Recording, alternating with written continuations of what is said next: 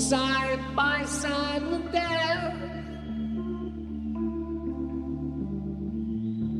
The devil knocks there every step. The snow drives back the footsteps slow. The dogs of doom are howling low. Every news must get through to build a dream for me and you. Ah, yes I do. That you find where no one.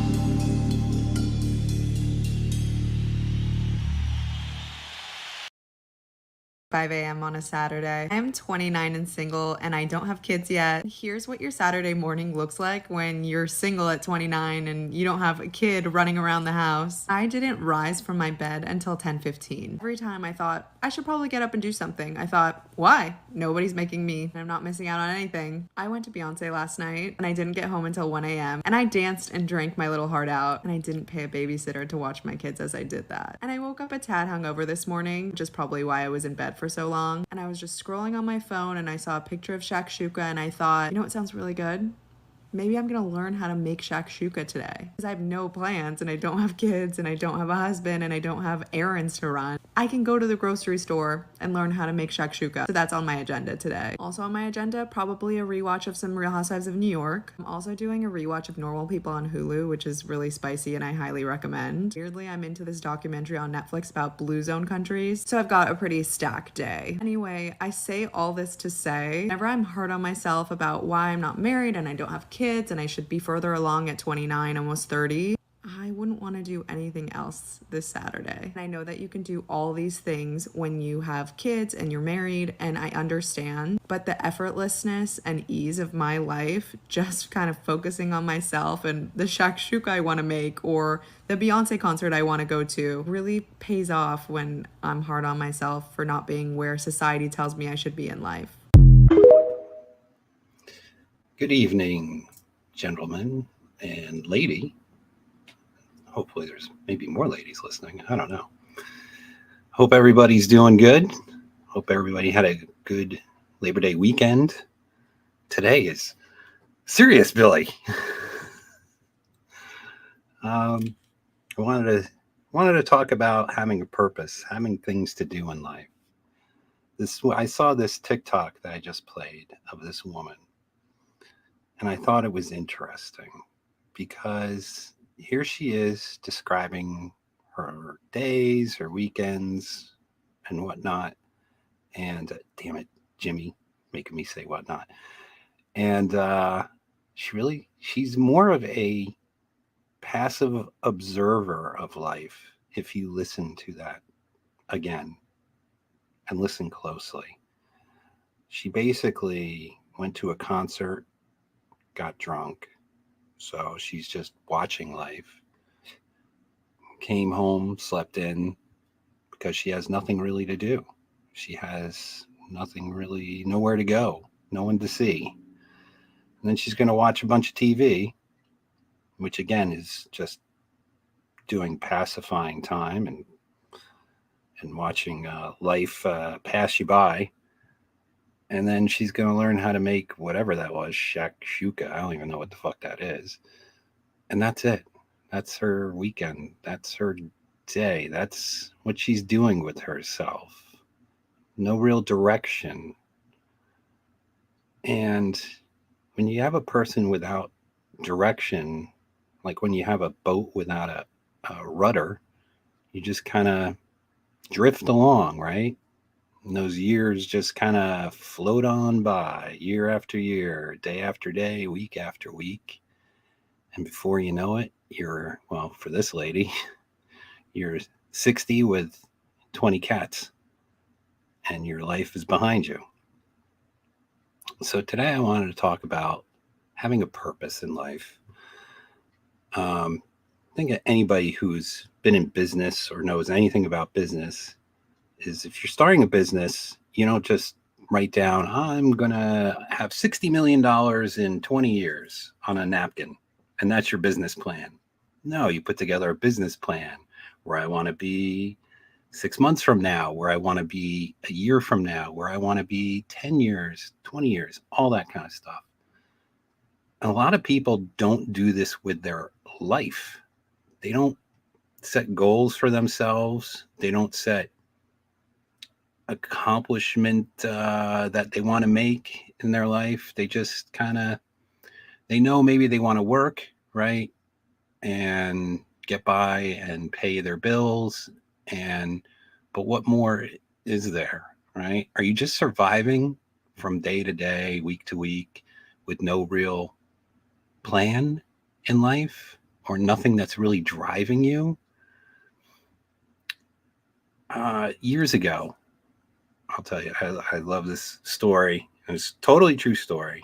And I tell anybody when it comes to my head in certain situations. My ex had her grandfather, and he died, I believe he was 92, 93. And he was a great guy. And that guy taught me that you live life in moderation, because when anybody gets old, right, and you're a younger person, you're like, how did you get to be 92, 93 years old? How did you get this far? And he told me moderation, all about moderation. And this guy, he smoked every day, one cigarette after dinner.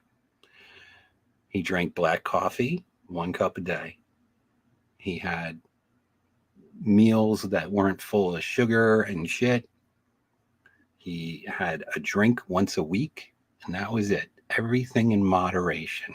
And he sailed on the smoothest, on the most upright keel, on the smoothest sea, that guy. And he used to get up every day at, I think it was 6 a.m, and he just putz around. He'd go outside, he'd putz around and with the yard. I remember I stayed with him for a little bit on vacation, and he was like out there fixing his lawnmower one day. I mean, the guy was in his 90s, for God's sake. He just putz around and do stuff. He'd do stuff with his life, and everything just kind of sailed along on his even keel. But believe it or not, he had a purpose, right? He would get up every day and he would do stuff. And that gave him the life that he was looking for. Well, his wife, my ex's grandmother, got sick. They had to move in with a relative in a high-rise building. They had to sell their home. And now the guy didn't have his lawn that he putts around with, or his sticks he would pick up, or his lawnmower he would work on. And he was dead within 6 months. I have a coworker who's 80 years old, and he just comes into work and he putzes around, but it keeps him busy. And the guy, he's as sharp as can be. And that's what drives him in life. That's his purpose. He feels he's had a purpose. He's put in 50 something years into the company. The company allows him to stay, and he doesn't want to retire. And that's what he's doing with his retirement, because he enjoys having a purpose and having something to do with himself. A lot of times when people retire, they go down the tubes because they just have nothing to do. They're just kind of meandering around and doing nothing. People who win the lottery. You've heard these stories of these people. They win a lottery. They freaking blow through their money. They get fat. They have no purpose. They just spend money and collect shit. And then eventually they go broke, or they end up killing themselves, or, have heart attacks because they don't really have a purpose in life anymore. So I want us to talk about having a purpose in life, having a drive, having goals, having hobbies. If you ever talk to a lot of women, I don't mean to pick on women, but it seems to me that a lot of them don't have hobbies. I remember when I was doing a lot of dating and talking to women, it's like these people didn't have really much. It was like, what do you do with yourself? It was like nothing. They'd go shopping or go to the beach. It was like, what? This is your life? That's not a very fulfilling life, right? So I want to talk about this, and I want to bring some of you guys on and talk about what motivates you, what drives you in life. I know for me, I have so much stuff that I want to get done in this life. I mean, Pop says he's on the 65 and out plan. I'm definitely not on that plan. I want to go to 92, 93 if I can. I kind of doubt it, but I want to try, because there's so much I want to do, and there's so much I want to see. And I don't want to be a passive observer of just life watching life go past me. And I hope that at the end of this discussion today, that maybe, you'll sit down if you feel that you're maybe not, getting what you want out of life, and being a passive observer, to kind of put together, a thought and maybe a plan of, hey, I want to do this by the time I'm this age, and I want to be in this spot in my life by this age. Things like that. I want you to have a thought of having purpose in your life, and having things that drive you forward, and having plans. What's going on in the world, especially, and this is another reason why I wanted to have this discussion tonight. What's going on in the world right now is a shitstorm, and you're hearing COVID maybe coming back, right? You're hearing that we might be going to war with China and Russia. I mean, these are the kind of things that are, starting to get more intensely talked about. And honestly, and I know that there's really nothing you or I can do about such world stage events, right? Except to cope with them when they come up, right? But it doesn't mean that you have to put your life on hold to wait for these things to happen. You can prepare for these things to happen, obviously, but it doesn't mean you have to stop living and waiting for this shit to drop on you, okay? You can still make plans with your life. You can still put goals in place, and maybe they'll never happen, but maybe some of them will. And that's what I want to talk about. I want you guys to think about, and I'm going to bring some guys on. If you guys want to come on, I know you have. I put the link in RPR, Red Pill Rhino Channel. Right now, I got a guy. Now, here's a guy. Now, this is interesting that he's here. He's the first one here, and he's backstage. So this is a guy that he kind of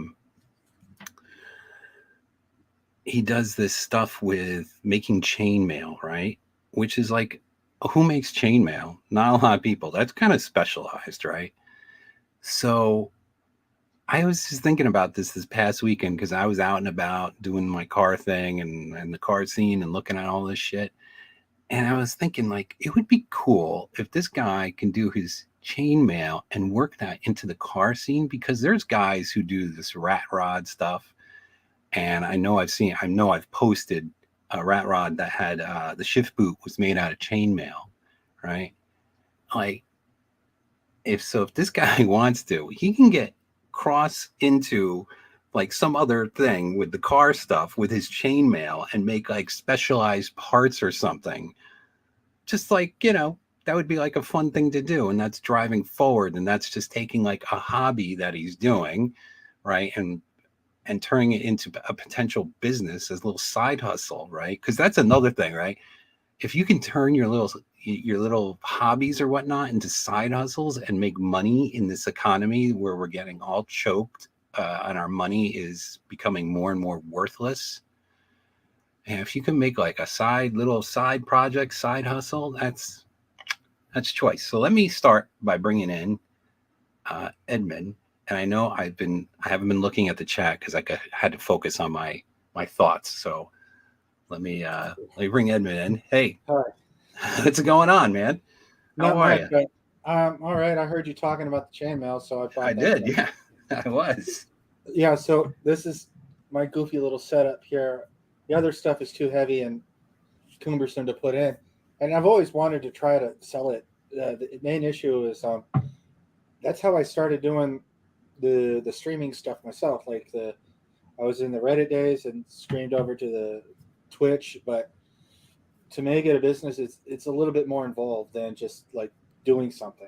It's very customizable, and I tend to be like people like, oh, I want this. Oh yeah, and by the way, I want it on leather, and that's like a whole nother skill set that I just can't do right now. Yeah. Well, So, it's just a thought I had. no. Like It's a it'd good be thought. cool. I'm actually probably I have a something I'm working on, but I'm probably a year out from completing it. But I was like, maybe because it's going to be somewhat of like a rat rod thing, and I'm like, oh, maybe I can have him do a shift boot. That'd be cool. So I'd have to see what one would look like, but we of could course, talk privately about that stuff. But yeah. Well, I'm going to put a link in the chat for anybody who wants to come in. All you guys hanging out there. And how was your past weekend, by the way? it was all right. It wasn't as much money making as you would think. The town I'm in, you would think that there would be a lot of business because of Labor Day, but my town is kind of like a place where people go away from for the weekend and they come back to home to work and whatever. So that's kind of what the deal is with the city I'm in. But it's been pretty good, making money, playing video games, all that good stuff. Cool. Oh, Red Pill Rhino. He learned to build screen accurate Star Wars armor. Made some bucks there. Made 22K in a year making it as a side business. That's pretty cool. I gotta talk to Rhino about that stuff. Yes. Okay, so this is this is MGTOW Outlaw. Hey, MGTOW Outlaw. What's going on, man? I was like, what is this Blondzilla guy? And I'm like, am I gonna get the dick show? No, to Rhino? that's just I'm recognize you. experimenting with the art for my avatar. Cool. And Mr. Jimmy is here, taking a unintentional day off from your new gig over there. Yeah, I had to get my dad's truck serviced and fix a couple other things on there. So I was like, oh, by the time I get done with everything and get home, and it's going to be a whole fucking nut roll and try to rat race. So I'm like, you know what? Let's go ahead and we'll pass on today. So, but Friday, I've got some good ideas for Friday. Cool. Yeah, Jimmy, there's a lot of good cool stories. Mashup collage picture of Evil Shaggy for you, but it's the Hades guy from the movie Hercules and Shaggy mixed. Oh, nice. I'm gonna send it to you on Gilded. Hell yeah, send it on over. And actually, Blake was kind enough to gift me my own little thumbnail. So I've got a what is it? Ultra Instinct Shaggy in the bottom right hand corner or the bottom left hand corner. So that'll be fun to play around with and whatnot. What's up, Edmund? Hey, what's going on? Not Yeah. much, man. Just So- chilling, watching people. Drove a little bit of today, and when I do Uber and Lyft driving, so I drove a little bit, made a little bit of money, came home, and here I am. You know. Heck yeah, man. So tell me, Jimmy, when you're not doing streaming and whatnot, what do you do with yourself? What moves you forward? What are you into? Well, my job, it's fucking very taxing on my body and my mind because I got to deal with idiots fixing the repairs that they thought they repaired. So I got to do that right so that trailers and trucks are going down the road, good enough to the standard. Other than, well, I've been slacking on my channel and whatnot with all that shit, but that's just because I've been a little overwhelming helping out Blake and Pop doing their thing and whatnot. But that's fine. I'm more than happy to help them out. But on my side, I like having my weekends. I put the phone down. I don't open up. I'll open up the apps to look at memes and whatnot. Maybe jump on Gilded every now and then. I'm very terrible at that. But other than that, I just hang out and chill, man. That's what I do on my weekends. Where do you see yourself in 5 years, Jimmy? Hopefully still sucking air, living out of spite. Well, Oh yeah. seriously, like what do you want out of life? Let me ask you that. What do I want out of life? Well, I know a lot of dudes in the MGTOW community won't like this, but I would like to see myself with a wife, maybe one kid, dog, cat, whatever. I love all animals. And a white picket fence. You bastard. But I mean, granted, I know a lot of the whole bullshit in the red pill MGTOW community and whatnot. They were saying, women aren't worth it and this and that, blah blah blah. I can't ignore that tiny little voice in the back of my head that is ingrained in my DNA and every man's DNA. You need to start a lineage, start a bloodline, teach the future generations about the world and how evil it is and how to counteract that and fight it. But then again, on the other hand, it is very difficult to find a woman in these days. So I'm living in that kind of like purgatory catch-22 situation. Do you think there will be a change where there will be a woman who you would find to be suitable to marry? I would hope so. I really do. But in my area, it's not going to happen in this area. And the sad thing is, I don't want to leave this area because I'm pretty much up to speed on what's going on in this country and around the world and all that other bullshit like you mentioned earlier. And I'm like, I like living in the middle of nowhere. I'm kind of like torn between the same thing where like I want to be in the middle of nowhere, but I make all my money practically in the city, so it's like I have to kind of have one foot in that world and other foot out of the other world, and it's tough mentally just trying to come up with that idea of what to do. But not to bore you with what I'm going to do, but I'm just trying to piggyback off what Jimmy's talking about. Well, what's interesting is, so I played that woman, that 29-year-old who's doing fuck all with herself, and basically her April Saunders is you do not talk drunk about April Saunders. She is an angel. No, not her. Not The her. one I played the video. Oh, okay. I Um, just want to make sure. yeah.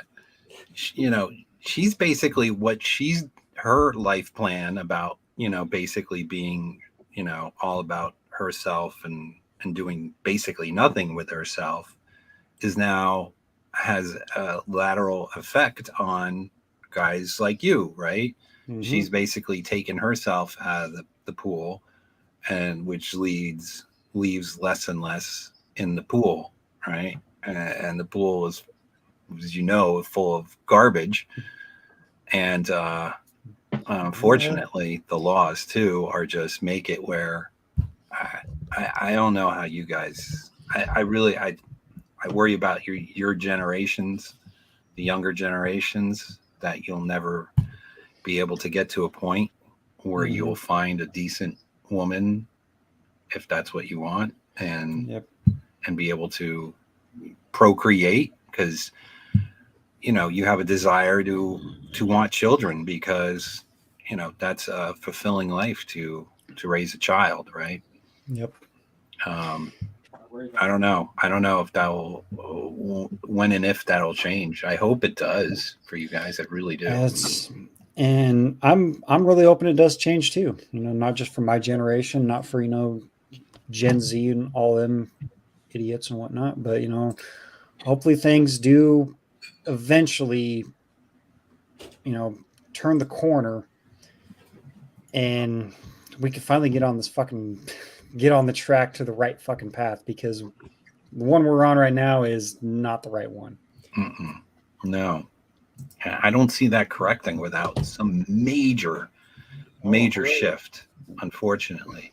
So that's what I want to talk about, as far as a lot of women have kind of left normal guys behind, right? So now you guys kind of have to find your own way and find a purpose in life, or else you're just going to end up being, sitting in a misery, basically. And this is how guys end up fucking taking themselves out, because if an idle mind, what do they say about idle hands? The devil's playground. Well, an idle mind is, pretty much the same, right? Yep. Getting lost in especially now with the thoughts of, there's such depressive thoughts in the world that people can just spiral into a depression that would be hard to get out of, I would think. Yep. So, and I've had my spats, back and forth. Depression and I have had many rounds together. I fight back, it fights back, it punches me to the mat, I get back up and I fucking punch that motherfucker right in the face, knock him down, he gets back up. It's a constant mind battle. And what's helped me through that is, again, Pop, his content, Pop and Blake. Love those dudes to death. No homo. Red Pill Rhino. He's I mean, hell, fuck. I couldn't believe it. After he was on his stream with Pop and Blake, I gave him a follow instantly, subbed and whatnot, and next thing you know, he's calling me and texting me and giving me shit. I give him shit, So the community that's really been brought up because of Redonkulous.com and all the guys a part of it, guys and gals, I should say. I mean, they've helped me a lot. Yeah. Like a lot. And Ryan's a good guy. He's sitting in the chat there. You should get on. Yeah, he says in here. He says he tried, but he's an asshole. He's He's busy. He's got himself a 78-year-old, and Well, he's got all his toys out, maybe, I think, and he's Well, I think I did a video on this on my channel not long ago, talking about the top 10 most successful single bachelors in the modern age. And the point of that video was to show that for those men who have decided to just opt out altogether, not even worry about women anymore, you can find success. So I'm going to have to go back and see if I have that video on tap. Maybe I'll send a link to you. Well, I know I'm doing a lot of crazy shit since I've been married and wasting time and money on women. Yeah. Yep. It's Well- it's not the only thing in life. Like those relationships, there's other types of relationships, like friendships and whatnot, and everything, So it's just like it. Like Jimmy, like it said, like it'd be nice to have a lady in your life, and I was never adverse to relationships. I'm just adverse to bad relationships, Of course. Yep. Anybody Same here. would be. Hell, my longest relationship was only like 3 months, and that was back in high school. I'll be 33 tomorrow. My thing is it's not so much getting bad relationships because I end those immediately. She shows any violence or irrational attitude, it's like, bye-bye, see ya. My thing is that I put all this time and effort into some chick, right? All these years, all these months, spending all this time with her, doing things with her, getting her kids to like me. And I really don't give a shit about that. But and then she just like, oh well, I'm gonna go screw this other guy now. Have a nice life. And it's like, okay, all of that I just put into you is gone. Why do I want to deal with that? Yeah, and that's where I absorb a lot of what Redonkulous has put out. All of their videos, saying, hey, avoid this, avoid that, and whatnot. I kind of want to be on the, I want to be kind of have a little taste of what Blake's got, because I've met Blake's wife, fantastic woman. Awesome. She is a nice lady. She is a sweetheart, a badass, all of the good portions of what a woman should be, and she is there for Blake. She's based, to throw out the cheesy quote, she's his better half, and but seeing what Blake has and what I've seen, other men have, and seeing what other men have been through, I would really like to have just a tiny little bit of positivity in my life, just just a little bit. Yeah. And see, like we've said before, any MGTOW worth his weight in salt is going to tell you that's a question you answer for yourself. All we can do is give you information from our experiences, and then you decide for yourself. If men want to date, if men want to have relationships, that's going to be their choice to make alone. Mm-hmm. But if you don't, if you're done with it, me and other men here will tell you what, you can be successful without it. But again, that's a question only Jimmy has to answer. Yep. Depends on what you consider to be successful. Yeah. No. That's a good thing too. I'm because successful as hell right now. I want to leave so much shit behind that I leave generations fighting over it. I was just fixing to say, Thumper, that's the beautiful thing. Success is subjective. Yep. And that kind of brings me into a question here, not to take over your show or anything, Billy, but No I'd like to ask these men, what do you think is success? What brings success in your life? So, being the host, I'll go first. So, I've had opportunities at my job, which I've been at for almost 20 years now, to go higher than I am now. And I want to say I've somewhat sabotaged myself in that degree, and not moved into a higher category, because I know what comes with that. And what comes with that is having calls on the weekends and at night and on vacation, and never being able to fully relax because there's some kind of bullshit going on at work, and there's some meeting I need to attend, and all that.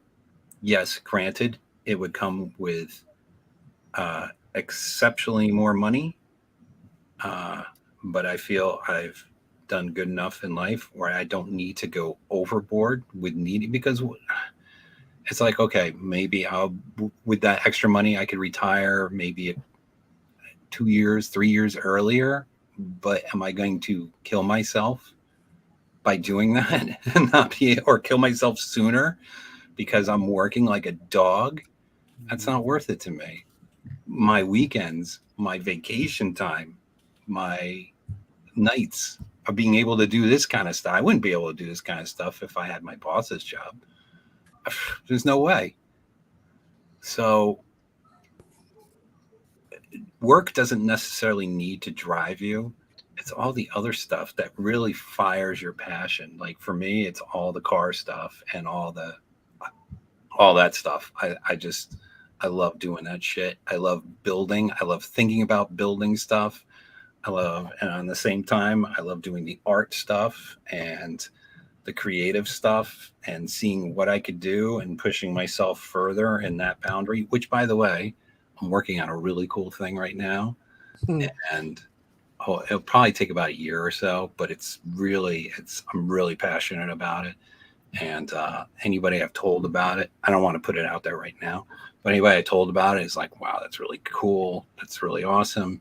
So I'm really moving forward with that. So I got all these things on the burner that really gives me passion. Is this what you want me to fabricate on? No, that's car stuff. Okay. You know, this is, which will be cool. That's another thing that's going to be cool. But, you know, and these are the things that occupy my mind. Like, I think Rhino said at one time, you know, he wears the helmet to keep it all contained. My mind is always going. It's always just bursting with so many ideas and so many things I want to do. And it's hard to like sometimes focus because I'm a little bit all over the place. It's hard to pick which one to go with first. Absolutely. And then it's hard to stick with it because you're like, oh, but I could do that. Well, yeah, focusing is, I could focus as long as I put myself onto it. I do like a hyper focus and really just, you know, crank on it. But it's, you know, picking is the thing, you know, picking what to go. It's like getting there to begin with. Yeah.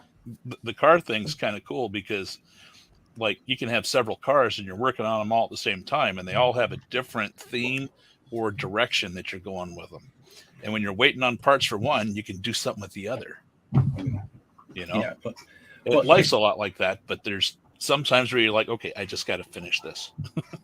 But you know, here's the thing that a car guy years ago, like one of my car mentor dudes who taught me stuff, told me when I was building like one of my first cars, and I never thought I'd get it finished, or you know, it just seemed like this huge daunting task. He said, just do a little something every day, and before you know it, the whole thing will be done. Just How to eat an elephant. Something, at one little bit at a time. Yep.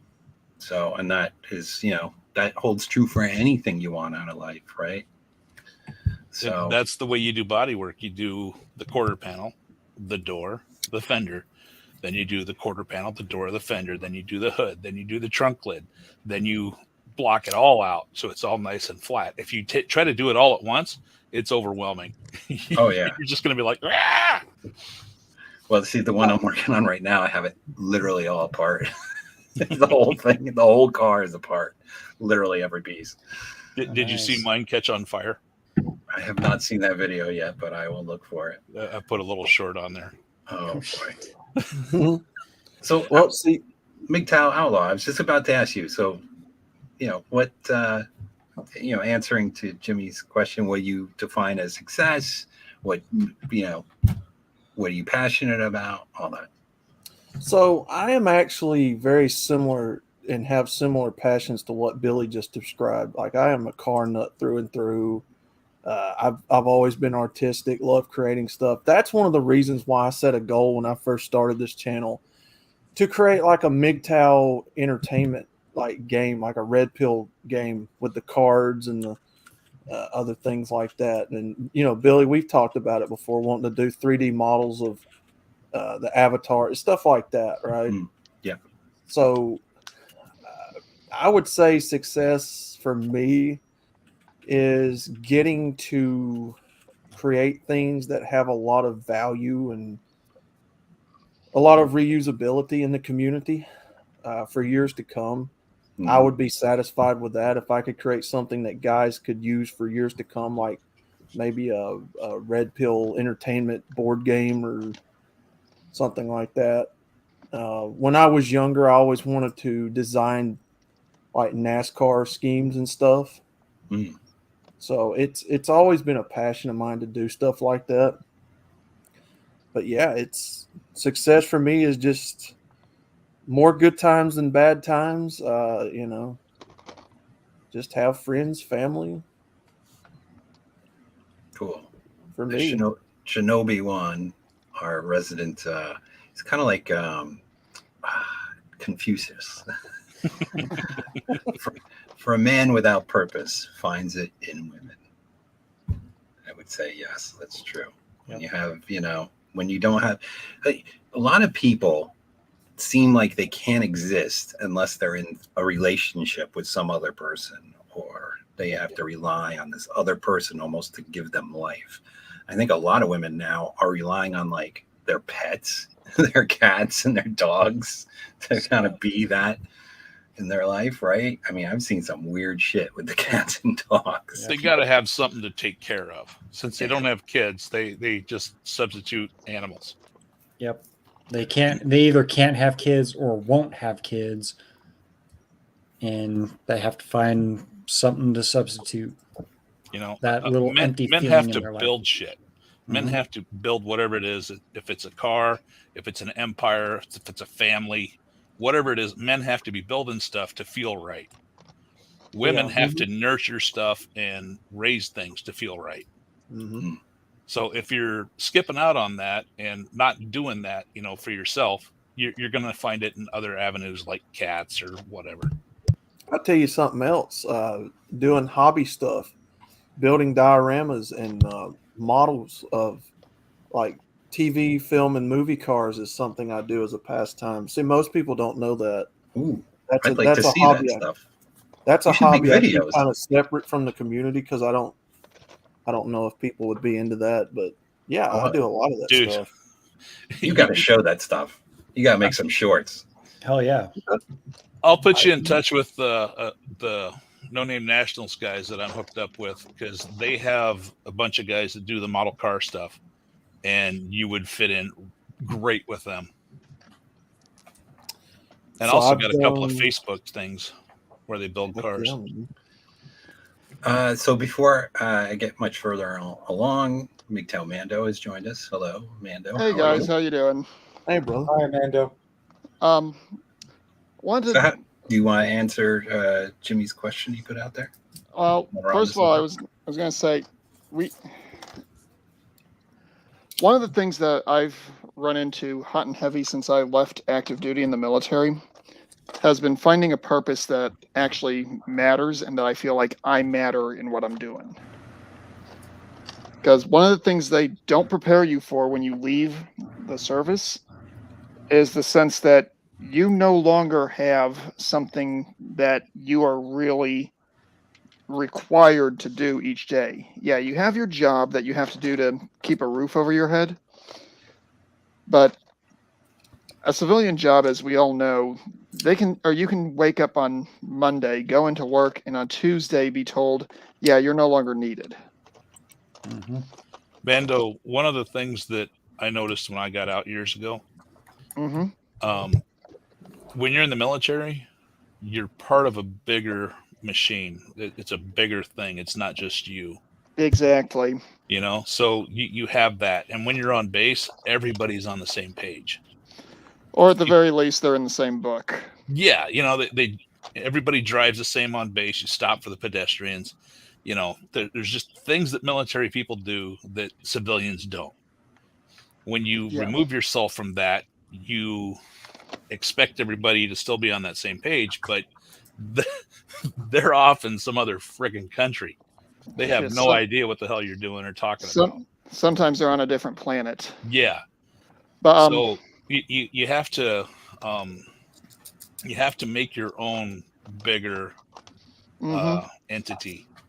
But And kind it can't of be a job. Well, kind of tying into what Jimmy was saying, I'm 42 years old. I just turned 42 at the end of July. And I have also never had real long-lasting success when it comes to dealing with the opposite gender. And yes, I use that word literally or legitimately because there's only two.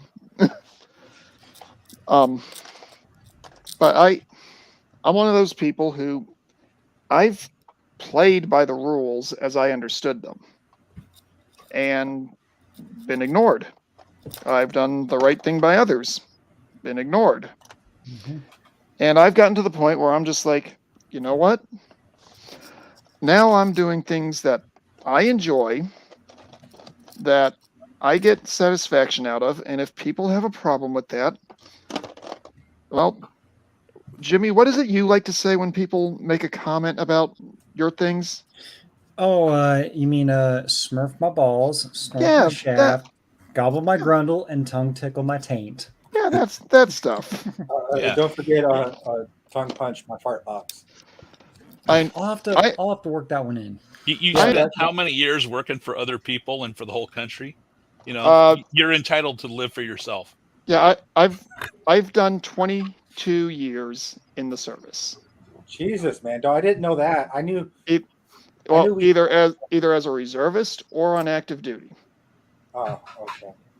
But that's still an And- accomplishment that most people can't do or fathom. Well, yeah. There you go. And the thing is, when you look at it on paper, yeah, I've done stuff that no other or very few other sane people have done. I'm trained in how to operate in environments that most people would say, "You're going in there? Are you nuts?" Same. Well, I'm chemical warfare. Yeah, I was trained a lot in that. And I semi-specialized in radiological safety. I'm pretty sure So- you minored in psychological warfare too, because of the stories that you and Nate have shared. Good Actually, job. no, those are just things that I've either seen or have had happen to me. Yeah, there's no way you're getting me to go into a radiological environment. It's just no. But I like my while DNA the way it is. while I would love to have a spouse and children, much like Jimmy was saying, I don't see it happening. And I was also brought up in this this family mentality of the oldest child. They're the ones that have to take care of mom and dad when they start to age out. My mom lives 2 hours to my west. My dad lives in the same town, and my sister lives in another state, and she's married. So I'm not going to be able to tell my sister, "Hey, I need you to move back up here so I can move to a place that has a more beneficial for me male to female ratio." I mean, that just won't fly with my family. So for me, finding success is where I'm having to, like I said, I'm finding things that matter to me that I enjoy doing. I'm an avid war gamer. There's a store I go to on a nearly weekly basis to play Warhammer 40K and its spin-off games. And a lot of time I'm spending up there talking to other folks about the hobby and about the lore behind the hobby. So that's where I find meaning, even though it's, when you get down to it, it doesn't have any meaning, but to me, it's great. But so it does make you, it gives you a sense of purpose, right? Exactly. You have a thing that you're passionate about. And Exactly. And there's something to be said when you have and Billy, you know this working on cars. You can, for me, it's dropping about $200 on a kit. Say I decide to go out and buy an Imperial Knight model. These range from about $150 to $200, depending on the chassis I'm picking up. And we're talking about a 2 to 5 pound box of plastic, just completely gray, nothing to it except all the molded on details. If I sit down, nose to the grindstone, don't do anything else except for eat and take care of my cat, I can have that thing primed and at least 85% assembled and painted in half a weekend. For me, that's a sense of satisfaction where I can look at that and go, I took this thing from a more or less formless piece of plastic to something that is darn near a piece of art. And you've seen some of the stuff I've posted in Gilded. Mm-hmm. With the exception of that Thunderhawk that I've posted, everything I do is 100% by hand, no magnification. I think you should start putting out more videos of your hobbies, just like Outlaw. I think you should too, of your dioramas. I'm really interested in looking You at guys them. are doing modeling, make videos of it. To be honest, I have a another channel that I started prior to my day room channel. I think you should just combine them. To be honest. Well, I want to keep those separate for one simple reason. I don't want people seeing the MGTOW banner and thinking, "Oh, this guy's one of those loser extremists." I don't want to affiliate even third party.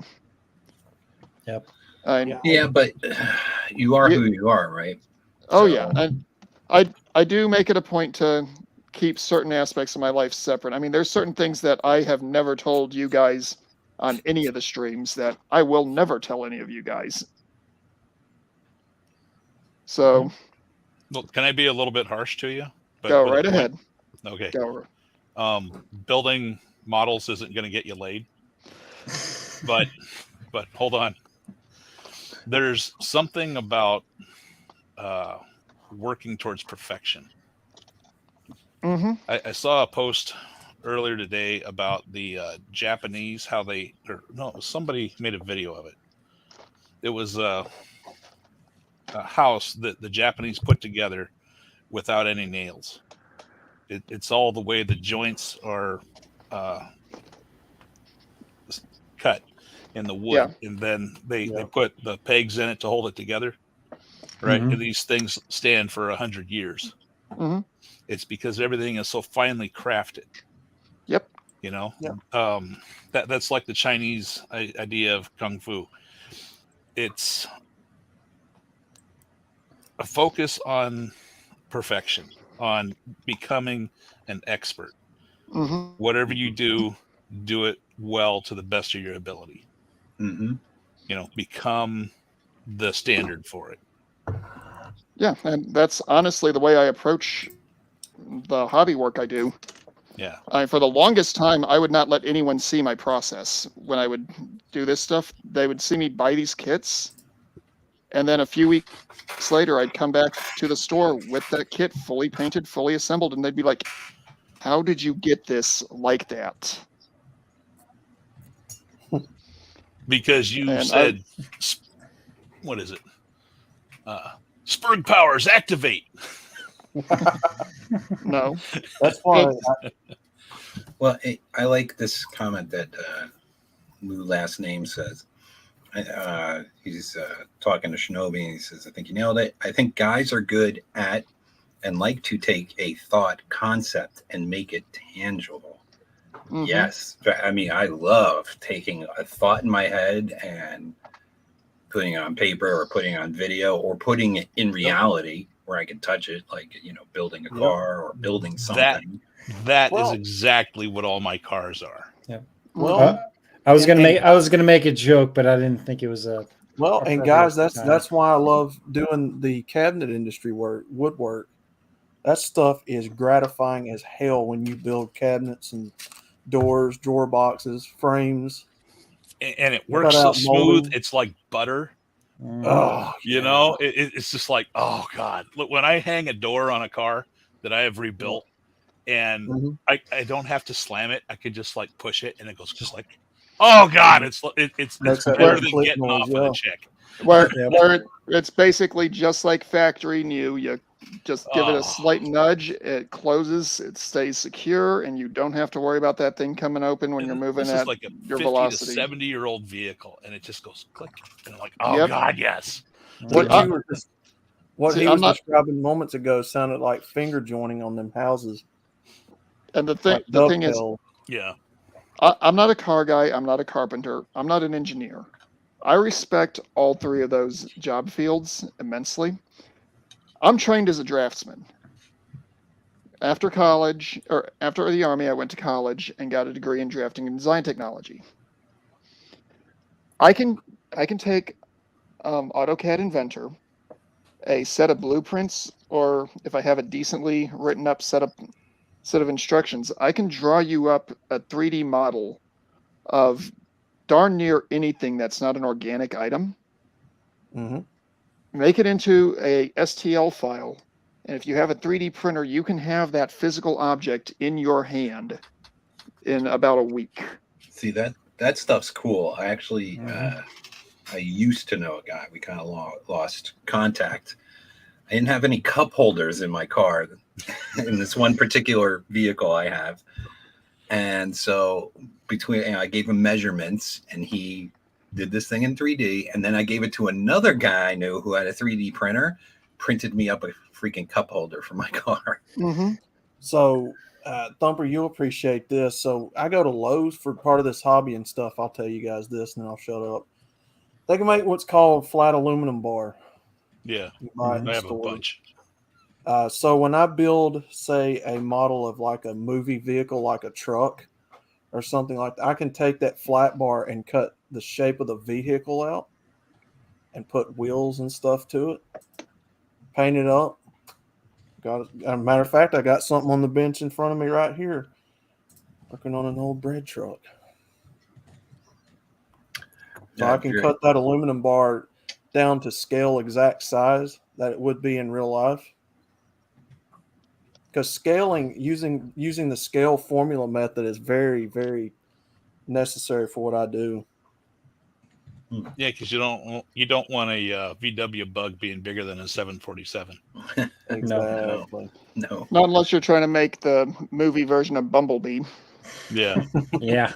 Real quick, Vero says he's seen somebody make a Lambo 3D. I have a 3D printer. I saw the thumbnail. I haven't clicked. I think I might have put it in my watch laters. But you know what else I saw this week is that goddamn Mr. Beast, I guess, took a Lambo and put it into a shredder. I'm like, you motherfucker, soy-faced fuck. There are some people that they cannot appreciate the beauty behind the engineering that goes into some of these things. There No. was a guy on another channel that he bought a Ferrari just to destroy it. He set it like on fire. It's You know? Whistling Dixie. That's another. He just does yeah. stuff to just. he know. does it for clicks. Yeah. I I like Tom seriously hate that. Dreefer better than him. I seriously hate that guy with a passion. Yeah. Is See- it Whistling Diesel or Whistling Dixie? Or Yeah, Diesel. Whistling Diesel. Diesel. You're right, Jimmy. I just bought a General Lee and I'm fixing to go jump it like the Duke boys and we'll destroy an actual 69 Charger numbers matching with the General Lee paint job on it. Like, That was See, like as a Mopar guy, that's making my fist itch. that- Can I give you guys a little Face to insight? scratch it on. go ahead. When you have all your dream cars, when you have all the cars that you could possibly want to build, you stop giving a shit about the ones that get away. Mhm. I have so Yeah. much stuff to do now that I'm just like, well, yeah, that'd be cool to have a Lambo, but I got GTOs to build. No Yeah, thanks. but you know what? I still have the itch to look all the time. Oh God, Yeah. a Lambo just- will never have the cool factor of a 69 Charger.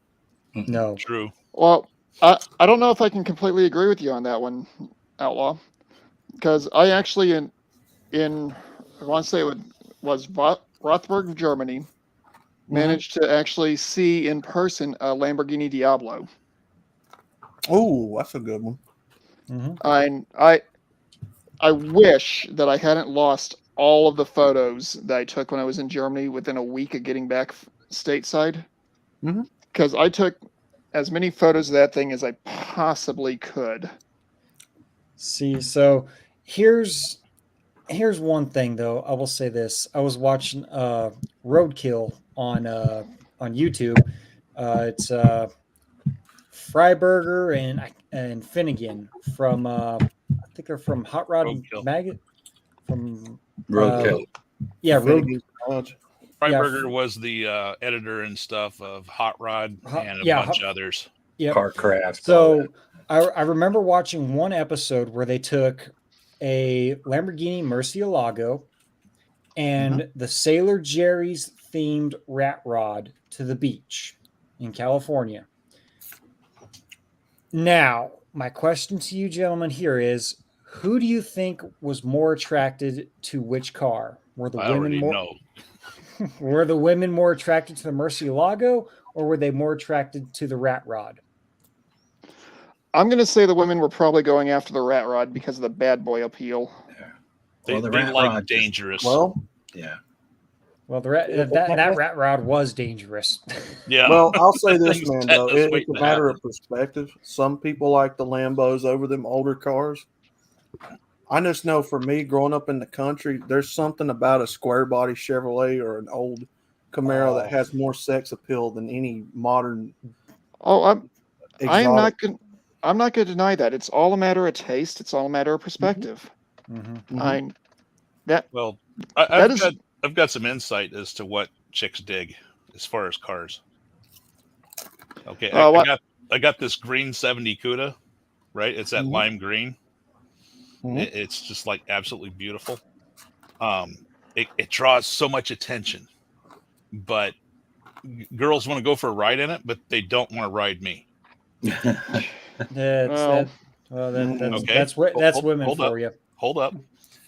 The 65 GTO is so grandpa, even though it's loud, obnoxious, and it's like, it'll stomp on a Hellcat easily, right?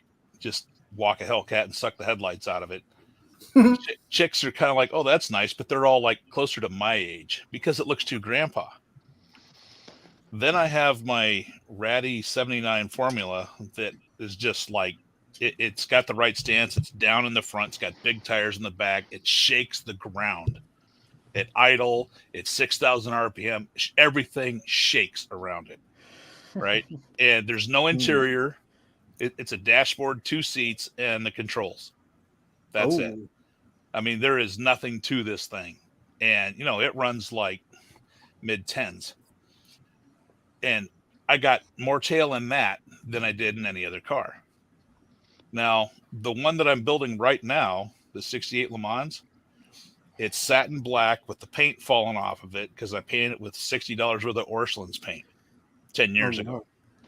Okay. I'll do it. I've just let it sit outside. The paint's all flaking off. It's weathered. It looks perfect. It has giant tires in the back with, polished aluminum slots. And then it's got a tunnel ram Pontiac engine sticking out of the hood with 2-inch carb spacers. So the carburetors are in my line of vision when I'm driving it. Okay. I took it to the car show here in town about 3 weeks ago. I started it up a block away after taking it off the trailer and drove it into the car show. And as I come up over this little hill going down into the street where they have the show, everybody was looking. Everybody that I could see was looking. All right. And I pull in and I pull up next to my buddy 70 Goat and all the cameras come out. Then when I went to leave, it got everybody else just stopped looking. All the cameras come out. There was kids coming up and they were like, just all hell yeah. And I made it on the TV6 News. Wow. Hell yeah. They did That a is thing on impressive. the car show and they put my car at the beginning of the segment. Nice. That's a dream car of mine right there, but I want an 81. Well, no, this Turbo is a thing, 68 Le Mans. Did you say you had a 79 Formula? I got 479 Trans Ams, a 79 Formula, a whole bunch of other formulas, including a 72 455 AHO. I got 11 Firebirds. I want an 81. Do you have a turbo Trans Am? No, but I can get you one. Why do you want that? They're I slow had as hell. I had an because 80, and you don't want that. because nostalgia. Because I like the Smoking the Bandit 2 movie car. Sure, let's put a 455 in it, or maybe an IA2 There you block, go. and make do it a it, yeah. 535. Yeah, Take You wanna a go 403 fast? old out of it. the 301 you can't really do. It was like a smog motor. You can't do a lot of building on that. It's lightweight, low deck. It's just nothing about it is good. Yeah. Didn't they have a 403 olds in them? That Some of was them. that was 78, so that was 79. 79. They put the old because they ran out of 400s. So the And Pontiac. because I don't know if 79 had them. I know 80 and 81 had the turbo hood on them. Yeah, those are 301s. Yeah. And I think California got 305s. I could be wrong, but Yeah, they put 305s in some of them. yeah. I think if you had a 4-speed, you got the 305. And 79, 78, 79, well, 77 to 79, the 400s came with 4 speeds because they couldn't put anything, they couldn't put a turbo 400 behind it. Yeah. And the 403s are all automatics. Yeah. But chicks dig the dangerous cars, Yeah. right? Yep. Chicks dig the guy that looks dangerous. He isn't going to harm her, but he's dangerous. He's got that, that visceral, I will rip your head off and shit down your neck thing. The Mad Max vibes. The bad boy. I mean, you guys have seen the way I look, right? Oh, yeah. So, chicks tend to dig the way that I look. Even though I'm a short, big guy, I look like a gorilla. So Now, it doesn't have to be a T-top car because I like structural rigidity in my cars. I'm not a big T-top fan of new cars. if you just want the turbo hood and everything, I got a nice little 77 Firebird sitting at the house. It's got T-tops. It's out at the farm. It just needs a lot of parts, and I will practically give it to you. There you go. Nice. It's But in remember- Nebraska. Remember, it is Oh, you're in been Nebraska. sitting outside. So That is a very, very hard car to come by here in Alabama. Oh, Very you're down in hard. Bama? Oh, brother was stationed down at Record for a while. Oh, yeah. there we go. We're making exchange. We're making go. sales. Just make it happen. Make it I'll happen. give Yeah. you the 81 Trans Am. Or Mhm. it's the 80 Transit. No, it's a 79 because it's got a 403 in it. But I think it's mixed and matched. So then you can have the subframe. But, I took all the WS6 parts off of it. And That's you can fine. have that for parts. And then you can have the blue one, if you want to drive up and pick them up or pay me to bring them down to you. Yeah. That's a pretty yeah, good deal. I just That's a need them damn off the good deal. farm. yeah, we'll figure something out here. And then you can just find the turbo hood. Yeah. Yeah. See, I had a chance many years ago to get a 79, no, it might have been a 70 or 80 model Camaro, same exact body style. It was white for $1,500, 305 in it. Just bare bones, just plain Jane car. My neighbors have a 79, I think, Camaro. It's a 78 or 79, 350 with a 4-speed in it. I can pick it up for $1,000, but I'm just like, I'd like to have the 4-speed out of it for my 69 Goat, but Yeah. what am I going to? I have enough shit to build. What has it got? The Sweet. T20, Yeah, man. And It's isn't, T10. T10. hey, That's No, what Thumper, T10. Thumper, isn't that the way it always goes? You have all these projects that you want to do, you get the stuff to actually work on them, and then you realize, oh crap, how am I going to get this done when I've already got this, and this? Oh, and by the way, this needs to be done by next week to be able to do that. Well, that's why I have so many going at the same time. Well, it's well here. Let me answer real quick. My thoughts on that is, Yeah. it's good to have lots of backup, right? Mm-hmm. So then you could just if you get bored of something, you could just bounce onto something else, right? You could just always got to keep busy, and maybe you won't get to everything, but you know what? You can it gives you purpose and thoughts to try to get to finish. Yeah, and you can Projects. get to a lot by doing a little bit every day. Yeah. Yeah, I will agree with that one. But okay, for wargamers, we have what we refer to as our pile of shame.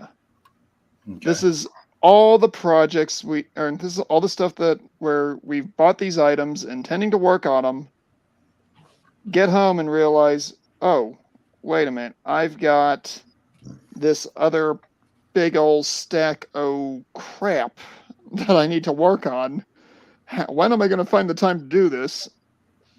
And for the location that I'm at, there's a game that I've been really pushing hot and heavy to actually get picked up and played in the area where I'm at, that they're finally going to be hosting some games here. And I'm like, well, crap, I need to go ahead and buckle down and finish all this terrain because I hate building terrain for my war games. I will build and paint the models and the infantry and the tanks all darn day. I will do the supersized models like that Thunderhawk happily. You ask me to do a bunker, I'd much rather go clock in at work. Building What's the scale difference? buildings is easy. What's the difference? It's easy. The problem I run into is it's boring. Yeah. There's not a lot of character to a bunker. Yeah, you can go and do all sorts of stuff with it, but when you really get down to it, aside from color palette changes, one bunker is going to look the same as any other bunker that's ever built.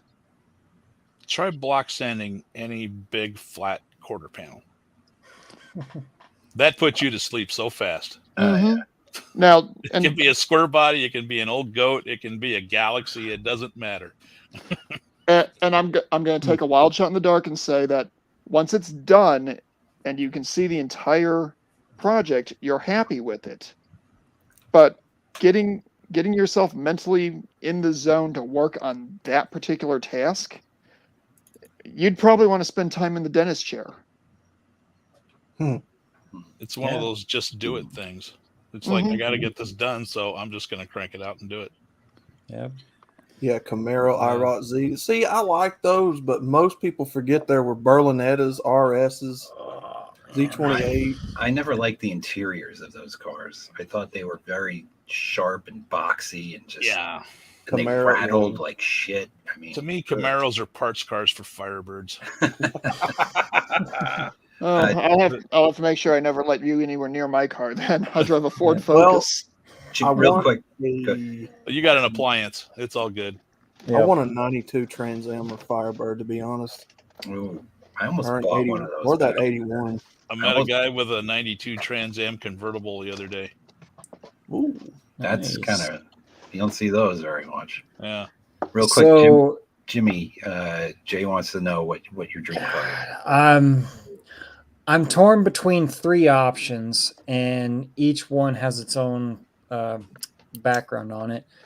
I would want an early 30s Ford Roadster, Those are pretty.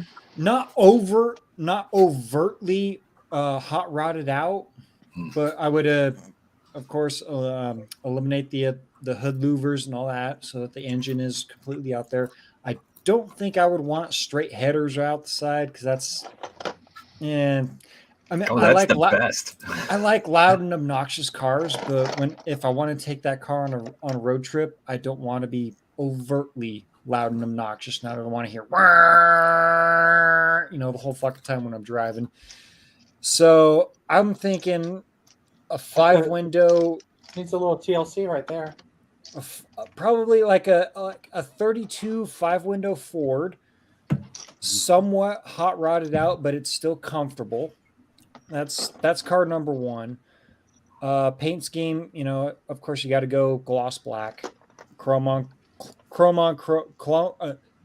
black, because that's just it's fucking Square good. body. I got two of them. Love it. Number two, and I know I'm gonna get some hate for this, is a Careful 19 with the picks, by the way, Thumper. Yeah. I can kind of see something. I'm not going to go that far. Yeah, there it is, right there. Sorry, Yeah. go on, Jimmy. Go on. Sorry, Number two, I'm gonna get some hate for this, would be a 92 Supra, just because Fast and the Furious and all that other shit. But Just mentioning that movie's the only reason I'd give you hate there, Jimmy. yeah, well, the first one, That's my you know. yard. I mean, Yeah, any but of them. Oh yeah, trust me, I understand that. But another reason why I would want a Supra is because I played the very first Gran Turismo on Max PlayStation, and I had a Supra on there, and that was a badass car. So I'd like to have one of those. But my third one, I got to go with the *69 Charger. Just because the body lines are immaculate. I love that style, that body style of cars. Plus, I'm a Mopar guy. But a close. 71, 72 Charger. Look what's right behind the 71. That's actually a 73, but Yeah. look what's 73. behind it. That's a 69 Charger. Rhino actually just asked a question that you car guys might be able to actually I like that Max answer. wedge right there. It's exhaust cutout. That's a 426 wedge car, original Nice. numbers matching. Rhino. It's an exhaust. You can get them. You can get them where you can just unbolt them, or you can get them where it's electric That's eye candy for actuated. days. This is my little brother's shop. That's eye candy for days, man. He was the Army helicopter pilot. Sweet. Yep. See, Hey, and I'm gents, not- I will be back in a second. Yeah. Alright. Okay, brother. No worries. See, and I'm not like a big car guy, like, you know, like what you guys are, but I do appreciate body styles. You know, I'm not big on the technicalities of everything, but I just don't have the money to mess with it. I used to drive a oh, 73 yeah, see Chevelle that right Malibu, there, The red one. oh, that's fucking beautiful. and That was my dad's 36 Plymouth coupe. Oh, Nice. The brother, the helicopter brother has it, and the Yep. CUDA is now mine. Wow. Ooh, AAR scheme. Yeah. Yeah. Love which it. one, the blue one or the green one? Well, the Both. blue one's the one that I built. that's the And goat. the Okay. CUDA That is the one that my that dad Cu- left me in as well, and that's my dad sitting back there in the chair. That Jimmy, CUDA, that CUDA is beautiful, man. Are I you kinda talking like- about? Go Go ahead. Go ahead. No. Go ahead, man. No, I was just Sure. gonna say when you was talking about that Supra, were you talking about like the 93 to like 98 round body Supra Yeah. with a 2JZ? Yep. See if real quick, Thumper. I like that one that like was all kind of apart. That could make a cool fucking rat. Put it back up. What, my 32? Yeah. Mm, Yeah, that would be. That's a 32 Pontiac sedan. car Yeah, put that candy. fucker back up. Car candy. But yeah, I would. I have a. I so want to build something like this, and I would literally leave it probably just like that. Remove the Oh, yeah, yeah. fenders. just you know. clear coat it. Yep, Leave the patina on it. Clear coat it. absolutely. Billy, you'd like this guy that I watch on YouTube then where he finds the old cars like that, like 1910s, 1920s, that has the hand crank motors where you have to Yeah. spin the front of them. That one had the hand crank. You know, Nice. it's I never so those did. are what's called brass era cars, and they're kind of cool and all, but they're not fast at all, and they're very Oh, yeah. fiddly. Mhm. You know, you're always like fiddling around with the timing and the Yeah, they came with a toolkit. yeah. Just so I just like the Will It Start videos, man. I could watch that stuff all day. Back Okay. in the day when cars came with manuals to adjust your valves and adjust everything, and nowadays we get cars that have a warning labeled not to drink the battery acid. Um, I mean, to be fair, people ahead, do. Mando. deserve it. Once I get some stuff sorted here, real quick, I'm gonna turn my camera on. okay. I'm gonna show you guys a little something from my hobby. Yeah. Jimmy, you've seen this before. Mm-hmm. I went and more or less created members of the Redonkulus Regiment they're using Necromunda miniatures. Nice. Billy, I did one that I based on you and Tommy, since you two are always giving each other flack on Gilded. It's just all play. It's Oh, I know. It's all good. nothing I serious. spy a motorhome. Yeah, that's my Travco. God, Nice. I have an Fuck. RV. That fucking goat I'm is taking just- it out next Fucking weekend. beautiful, actually. man. I actually, so real quick announcement. I think I'm not going to do any videos next week. I think I'm going to take I've been putting out videos for like 2 years. I think I'm going to take next week off. Take a break, Well, man. You deserve it. I think I take a Jimmy, break. This is the build of that car. You should buy another car. It took me Oh, 3 man. years. Nice. And it is so worth it because, god damn, that fucking thing is just. I got to repaint it now. That was in 2016. Ooh. You fixed all that rust? Yeah. What do you, Okay. how do you fix the rust? Do you put I got a sheet metal? Sawzall and a MIG welder. I can fix anything. Rust checks under its bed for me at night before it goes to sleep. If I could find a same year Grand Prix like that or a Bonneville, I would love to find an old 60s Bonneville. I want a 60. Well, let's call it Those are 58. big cars. 58 to 66 Grand Prix Bonneville Catalina or Star Chief. It's got to be a 2-door. Oh, I I want Okay. love bad. Billy, Yeah. Up on my That's screen cool. right now is that is you and Tommy. Okay. What are we What- kind of like riding on a? What is that? That is supposed to be something equivalent to an ATV type vehicle Okay. with a heavy machine gun on the back end. Oh, it looks pretty badass. sweet. Cool. I like I'm that. probably going to end up naming the driver of this thing for you, Thumper. So you painted this? You Yes. did all this Yeah. paintwork yourself. Yep. Nice. Now, I'm pretty sure Jimmy has seen these two already, but can you guess who these guys are? Rhino and Jimmy, or Nope. Blake and Pop. Yep. Yep. The big ass fist should have been a giveaway. Yeah, man. And the big shotgun should have been obvious too. Yeah. Hell yeah. Now, Rhino, because we know he's got a puppy, and he likes to drop the hammer on people. Oh, there you go. Oh, he's got the Rhino mohawky kind of thing going on there. Yep. Can we Yep. see the side? Hold on, I want to see the side. I want to see his. Yeah. Does he have the stylized eyebrows? I can't get that level of detail, unfortunately. I'm just kidding. He's not quite part of the regiment, but I did one up for him anyway because at the time I was watching his content regularly. Hammer. Oh, there's Hammerhand. But the question that I have about Oh, shit, rhinos, put Hammerhand back up on there. do you have a little old lady to go with him? No. Oh, you're gonna However, have to make one. hang on, Billy. There's another one I'm going to be showing here in a second once I'm done with the regiment.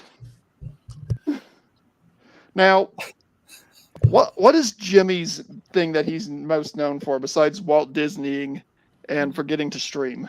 Cornfield, Oh, cornhole, Shooting his mouth Waffles? off, shooting his mouth off, and getting himself in trouble. okay. Yeah. waffles? Me do that? No. There's Jimmy. What the hell? That gun is a plasma gun. If he supercharges it, it runs the risk of killing him. Sweet. Hold Yeah. on. Can you do a little like close up of the gun? Because it kind of looked like. Okay, I wasn't sure. It kind of looked like corn in there. It Like- looks like like it corn looks was like charging. it's got a corn cob on Okay. it. Yes. Now- yes, corn cob. Now, would you all say Crusader Nate is a very precise individual in a lot of what he says and does? Yes. Very much so, yes. Here he is. That gun is basically a microwave emitter that melts through armor. Nice. And the one I did for myself, that's essentially a 40 millimeter grenade launcher. Cool. Fire for effect. Now, Well, Billy, Yeah. you have created a character that some of us love, some Oh. of us hate, Okay. and some of us would love to see, and some of us would. What the heck? Hang on a second. My cat hit something. Give me a second. That's all right. I'm What kind the of liking that, even though like Uh, this isn't my thing. I'm kind of I'm enjoying this show. Broken Pretty good Pine. little show. Yeah. The- Broken Pine, they make pencil hair thin brushes, detail brushes, and markers and stuff you can buy for that type of stuff. You can also use toothpicks. Yep. And because be, because it's a character that everyone wants to shoot. There's April. Oh, April. And the faction that the regiment is from is a gang called House Orlok. They're essentially a biker gang on a futuristic dystopian planet called Necromunda. Hmm. April Saunders is a part of House Escher. Okay. Radical extreme feminists who would be more than happy to castrate you as well as look at you. Oh wow! I got to do a few more April videos. I heard I'm a little April has lagging. I heard April was trying to get my name tattooed on her. Yeah, she has Is a she? crush on somebody, from what I understand. But- She's a little all over the place.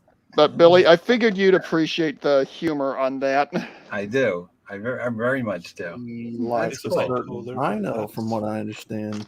Well, yeah, I think there's like a little love-hate thing going on there. But we know that Rhino doesn't like her at all because she's like way too young. Well, I'll be honest, you did way too good of a job on creating that character. I literally forgot I was talking to you for a second there on that one stream. I do recall that. Yes, I do recall. And it's sad that I was involved in the meeting that helped create that thing. The fact that you managed to pull that one, chef's kiss. I feel bad that I missed that stream now. No, it's actually April is a very legitimate and wonderful She's a human being. YouTuber now. Yeah, actually, I think she's about ready. She's trying to branch off into different things to like find herself in the world. Just Yes. Like modeling thongs. yeah. Oh, God. Oh, 70 Charger. I love it. That'll make Jimmy kind of have a little Oh, bit of oomph in his pants. that makes me wet because I like that model year specifically. See, That's the and one that I got a customized grill in. I will say this. I know it's the was it the third generation Chargers that were 74? Yeah, 71 to 74. Yeah. It's third Okay. gen. So I know a lot of folks are gonna hate on me for that, but one of my favorite TV shows of all time was Burn Notice, and the main character in that show drove a 74 Charger, and it was black with white interior. Fuck, that car was just it was beautiful. With I the love right that model year. wheels and the right stance, those cars look amazing. I kind of love like those the models. Roadrunner from that Yeah. era. I didn't like the Charger so much. The 71 to 73 Roadrunners are just amazing. They look like a 69 GTO, Mhm. just See, slightly tweaked. Well, No, see, yeah, I like this- that Charger. I like that one because it has that like halo grill Yeah. that the 69s and 8s didn't have. My brother enjoyed that bumper. He would like go through parking lots, and if there's any carts out there in the middle of the parking lot, he'd be going through about 40 and just punt the thing. Just to let folks know, I'm gonna go ahead and bring up the Charger from Burn Notice here. Do touch screen. That's the What oldest was that, brother's car. What was that, a 500 SE or was it just a Yep. RT? That's was- a 500. I'll wait till you're ready there, Jimmy. Yep, I got Yeah, her up and Jimmy. ready to go. You're not the only one, brother. I love the 73 and 4 Chargers. They look badass. Oh, Outlaw. Yes. Oh, I is it sent- not sharing. Eating shit. What's hang the on. eating shit? Outlaw, I did send you a message in Gilded. Okay, let me go check because I don't. Well, think I did. it doesn't have to be answered right now. Dadgummit. Okay. All right. But There we go.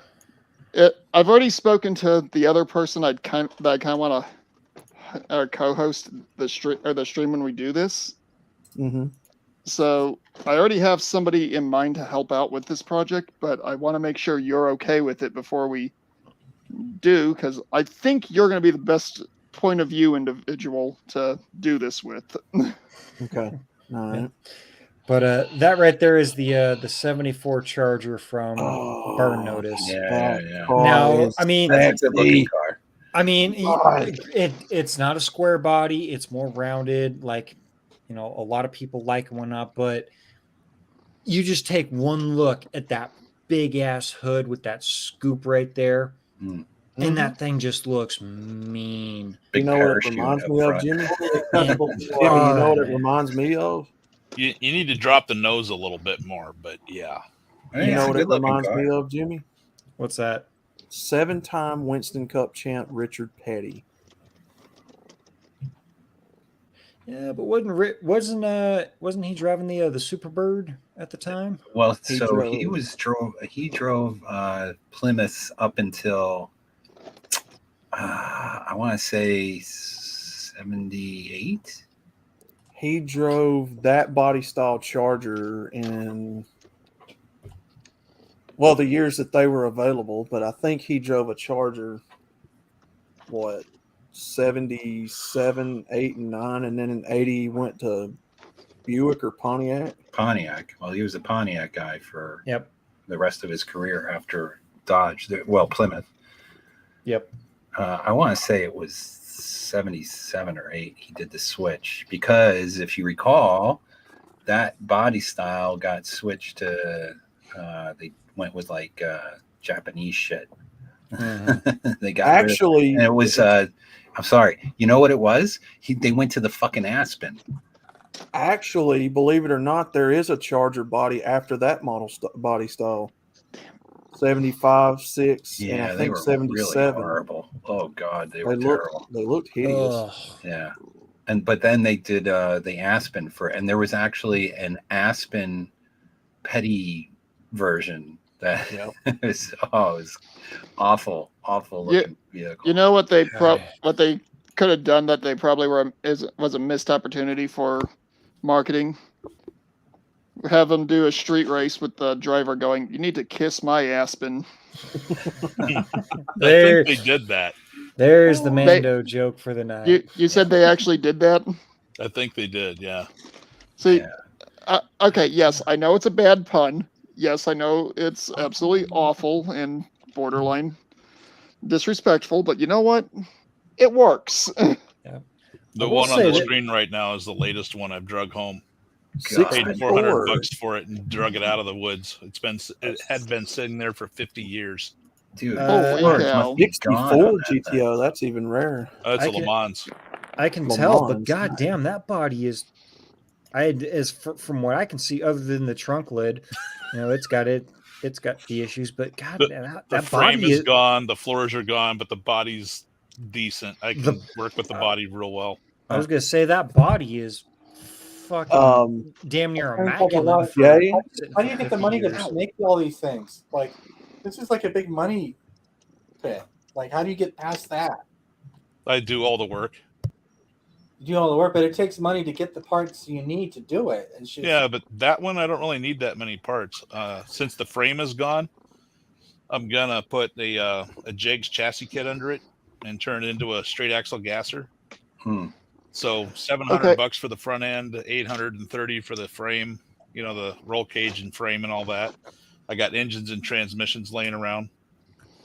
well, it's, Okay. So I'll have maybe $5,000-10,000 or $5,000 to $6,000 in it without the engine and transmission.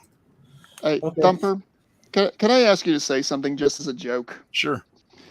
First of all, have you ever seen RoboCop 3? I haven't seen it, no. Have you seen any of the RoboCop movies? I saw the first one Okay. and the second one, I think. It- That was a long time ago. About midway through, a mid to third of the way through the I'll third buy movie, that for $1.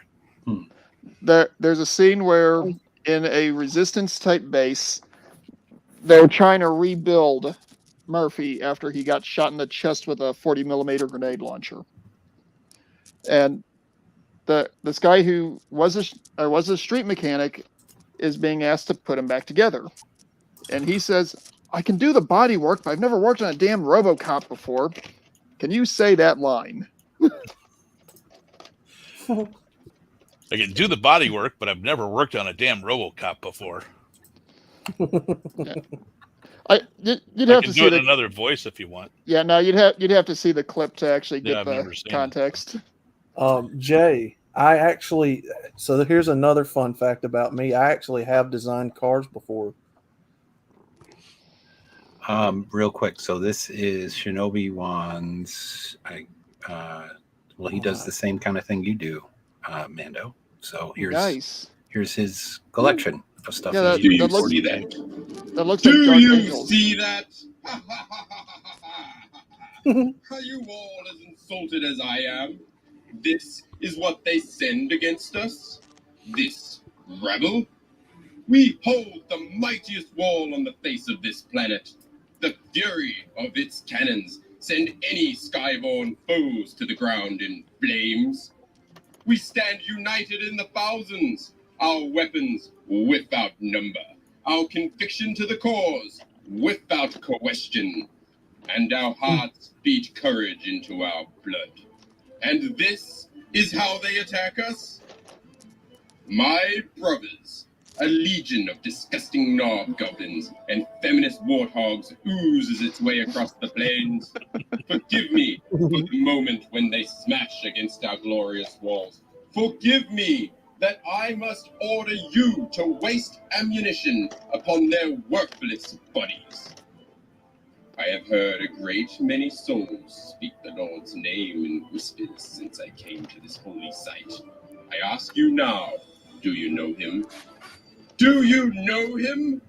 The High Lord Commander, Undead Chronic. He is a brother to us all. We each share common goals. This, the greatest warband, has been assembled by him. But you came here as free men to stand against tyranny, oppression, and those who want us dead. Your Lord Commander, Undead Chronic, is out there right now, fighting for you, fighting for your right to exist. I am Commander Shinobi One, first of his name, a chaplain of this holy terror, a brother to you all, loyal to the warband. Never again in life will your actions carry such consequences. Never again will you serve as you serve now. No duty will matter as much, and no glory will feel as true. We are the defenders of this holy wall. On this day, we carve our legend into the flesh of each filthy, degenerate being we slay. Will you stand with me?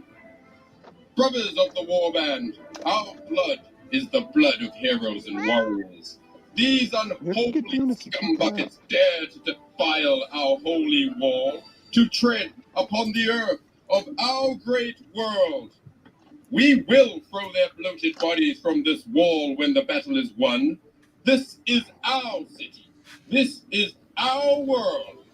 Say it, cry it out, so the bitches can hear our fury in orbit. This is our city, our motherfucking world.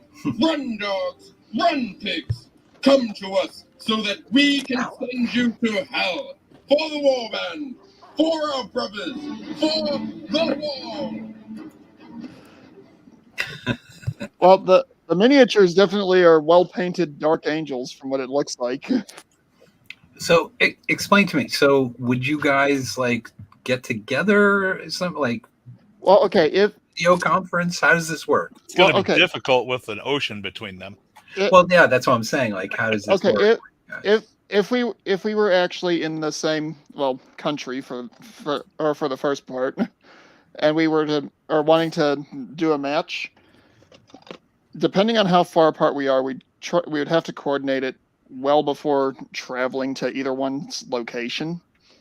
But we would set up a meeting point. We would set up a total points value of the armies we'd be bringing in, and there is a rule set that dictates how models move, how they attack, how many dice you roll for your attacks, and how the dice get weighted to determine your success and failure. But One of these days, what I might do is when I go actually get a game in at the local store, see if my opponent has an issue with me or taking a video of one or more of the rounds, so you can actually see kind of how it works. It's not a hard.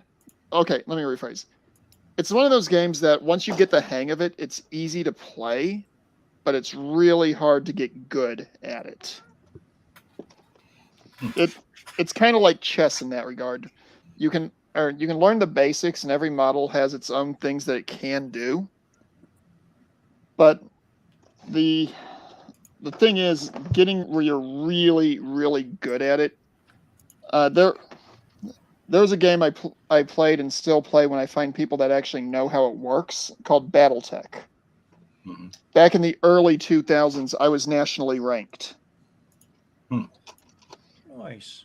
In fact, I beat the line developer at the game back in 2005.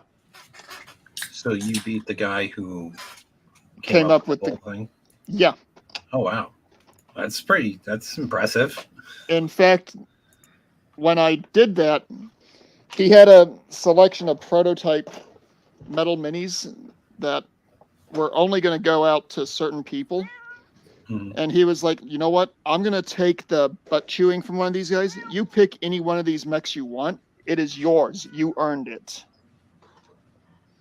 And I still have that Warhammer 2C, and I use it whenever I get a chance to. And Rhino, yes, it is. Well, what hobby isn't expensive? I mean, you could go overboard on everything. There's Well, not what a do you lot mean? of My hobbies that are hobby's cheap. No, it's not. You and I know that. Well, okay. I'll say this much. I have bought and built the material for multiple armies in Warhammer 40K, and sold that army when I no longer wanted anything to do with it for close to 3 times what it is I paid for the raw materials. Now, that's not common, and it doesn't happen as much under Biden economy, but there were soldiers I played with that they really just loved the army that I would let them use when I would teach them how the game worked. And when I would PCS or they would PCS, I'd sell it to them for a very relatively inexpensive amount. More or less, I just calculated up how much it cost me for the individual pieces, and that's what I charged them for it. But there's one army that I had for a faction called the Tau that I probably spent $500 building it. Oh, wow. I sold it for I think it was $1,200. Oh, that's always awesome when you can turn, like I started the stream with, that you can take your hobby and make some money with it, right? Yeah, and the thing is, this was a tournament winning army too. This was back in 2012, and that was at the tail end of what was called 7th edition Warhammer 40K. I didn't want anything more to do with that particular faction, and I sold it off. And the sad thing is, the guy I sold it to, he ended up shooting me an email about 6 months later when they switched to the next edition, saying that the army was no longer effective due to the way they nerfed it. I was like, well, I'm sorry, I don't have any control over what Games Workshop's going to do. Real quick, somebody needs to wash their pussy out in the sink. Yeah, I hear it screaming. That's Evie. She's upset that I'm not giving her attention when she thinks she needs it. Okay. She's demanding attention. And Edmund, if I could rotate you out real quick, I have Jackal in the background, and I'm just go kind ahead. of curious. I won't, take you out completely, but I just want to, hear what a younger guy does with himself. So, Well, hopefully, I said enough to you guys to make it. oh yeah. Thank you. No, but don't leave though. Okay. And Jackal. What? How are you, What? sir? I'm okay Yeah. You sure? now. He sounds miffed. Sounds so confident with that Jared there, Jackal. Of So how course. do you spend, what gives you passion? What gives a younger guy, what do you do with yourself to, What turns your crank? yeah. What floats your Hmm. boat? I don't have any vehicle repairing hobbies. I'd like to own some old cars like that because I like older stuff because the newer shit they put out there either breaks too easy or it's just built like shit. So But you see, the problem is that Thumper owns all the old cars. yeah. No, I know. don't. Not yet. I own the ones that nobody else wants. I mean, look, it doesn't have to be cars. You happen to have a bunch of car gearheads on the show, so we talk about cars, right? We're talking about stuff that we're passionate about, and as you can hear, we could probably go on and on and on and on for hours because we're passionate about what we like and what we like to do and how we like to fill our days. So, how do you fill your day? What are you passionate about? That's the problem. I don't entirely know what the main hobbies are anymore. First it was Legos, then it was building model tanks, airplanes, and artillery guns out of cardboard and drinking straws. Drinking And straw? let's see. Then I got into gaming. Oh shit! Then I got bad. And now I'm trying out writing. Okay, but I remember you build computers, right? Or is that you just No, did that for your own thing? I just did that for my own shit. I don't do that as a hobby. That would be far too expensive. Yeah. Especially now. Do you think you can do something like that as a little side hustle thing? No, I am not knowledgeable enough of components to do that kind of job. As just the guy that assembles, maybe, but as a consultant for putting together a decent rig, no. I am not enough of a techie to do that. Well, so I mean, we're kind of focusing on objects, right? Just happens to be our talking subject right now, but it doesn't necessarily need to be objects, right? It could be learning skills that that you try to perfect. To like, I know Jimmy, you like to do photography, right?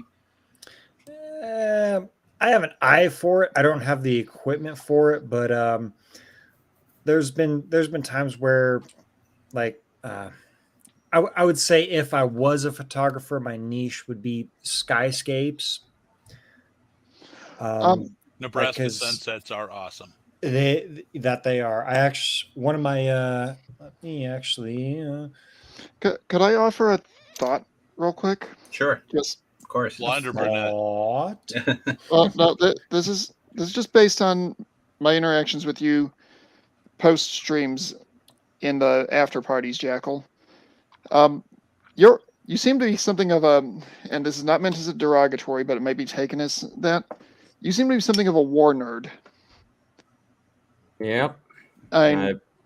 If there's anything even slightly military, you're picking people's brains left and right, trying to learn everything you can about it. Yeah. And honestly, I would say that's probably your motivating passion. You want to know everything you can about something that you may or may not ever be able to experience. Well, it pays to be ready, and that's part of the reason why I still do it. When I was little, I just found it fascinating because that's the ultimate form of competition. Who can walk onto the battlefield and come out alive? Yeah. That's literally the ultimate. I wouldn't even call it a sport because it's not really a sport unless you're a sick fuck and you see it as sport, but it's the ultimate form of competition. Yeah, There's I'd say no, that's fair. yeah, there is no competition as grueling or as trying of one's will and intelligence and cunning than warfare, because the other guy on the other side of the field is trying to kill you.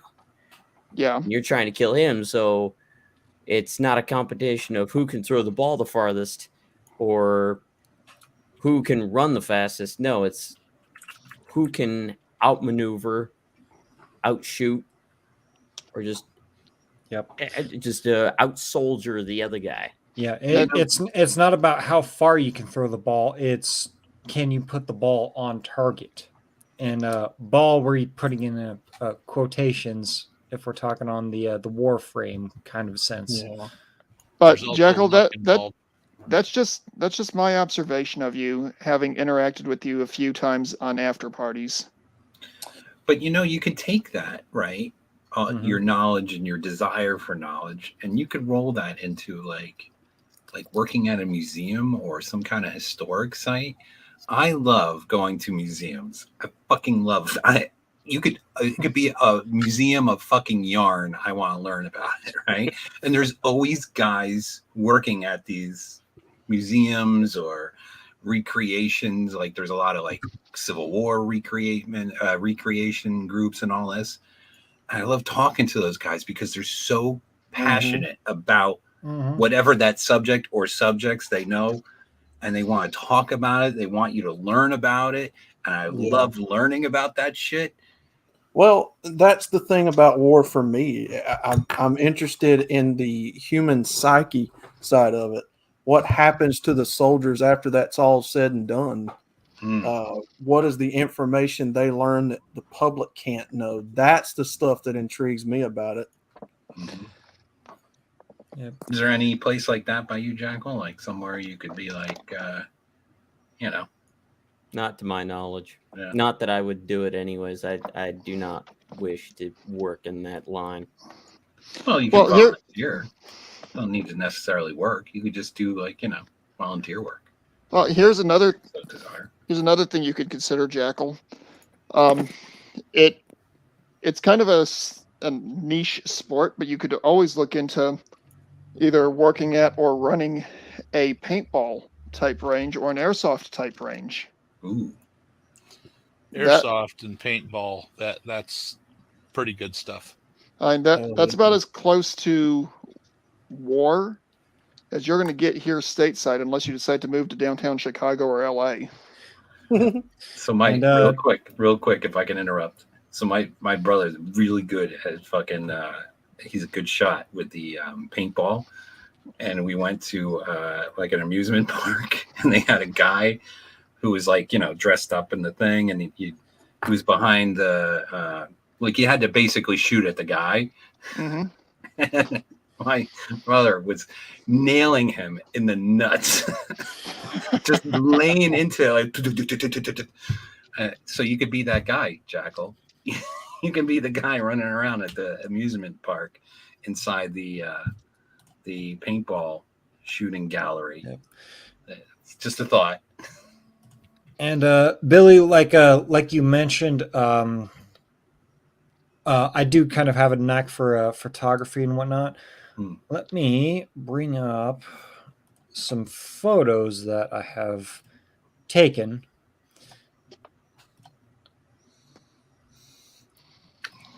Okay.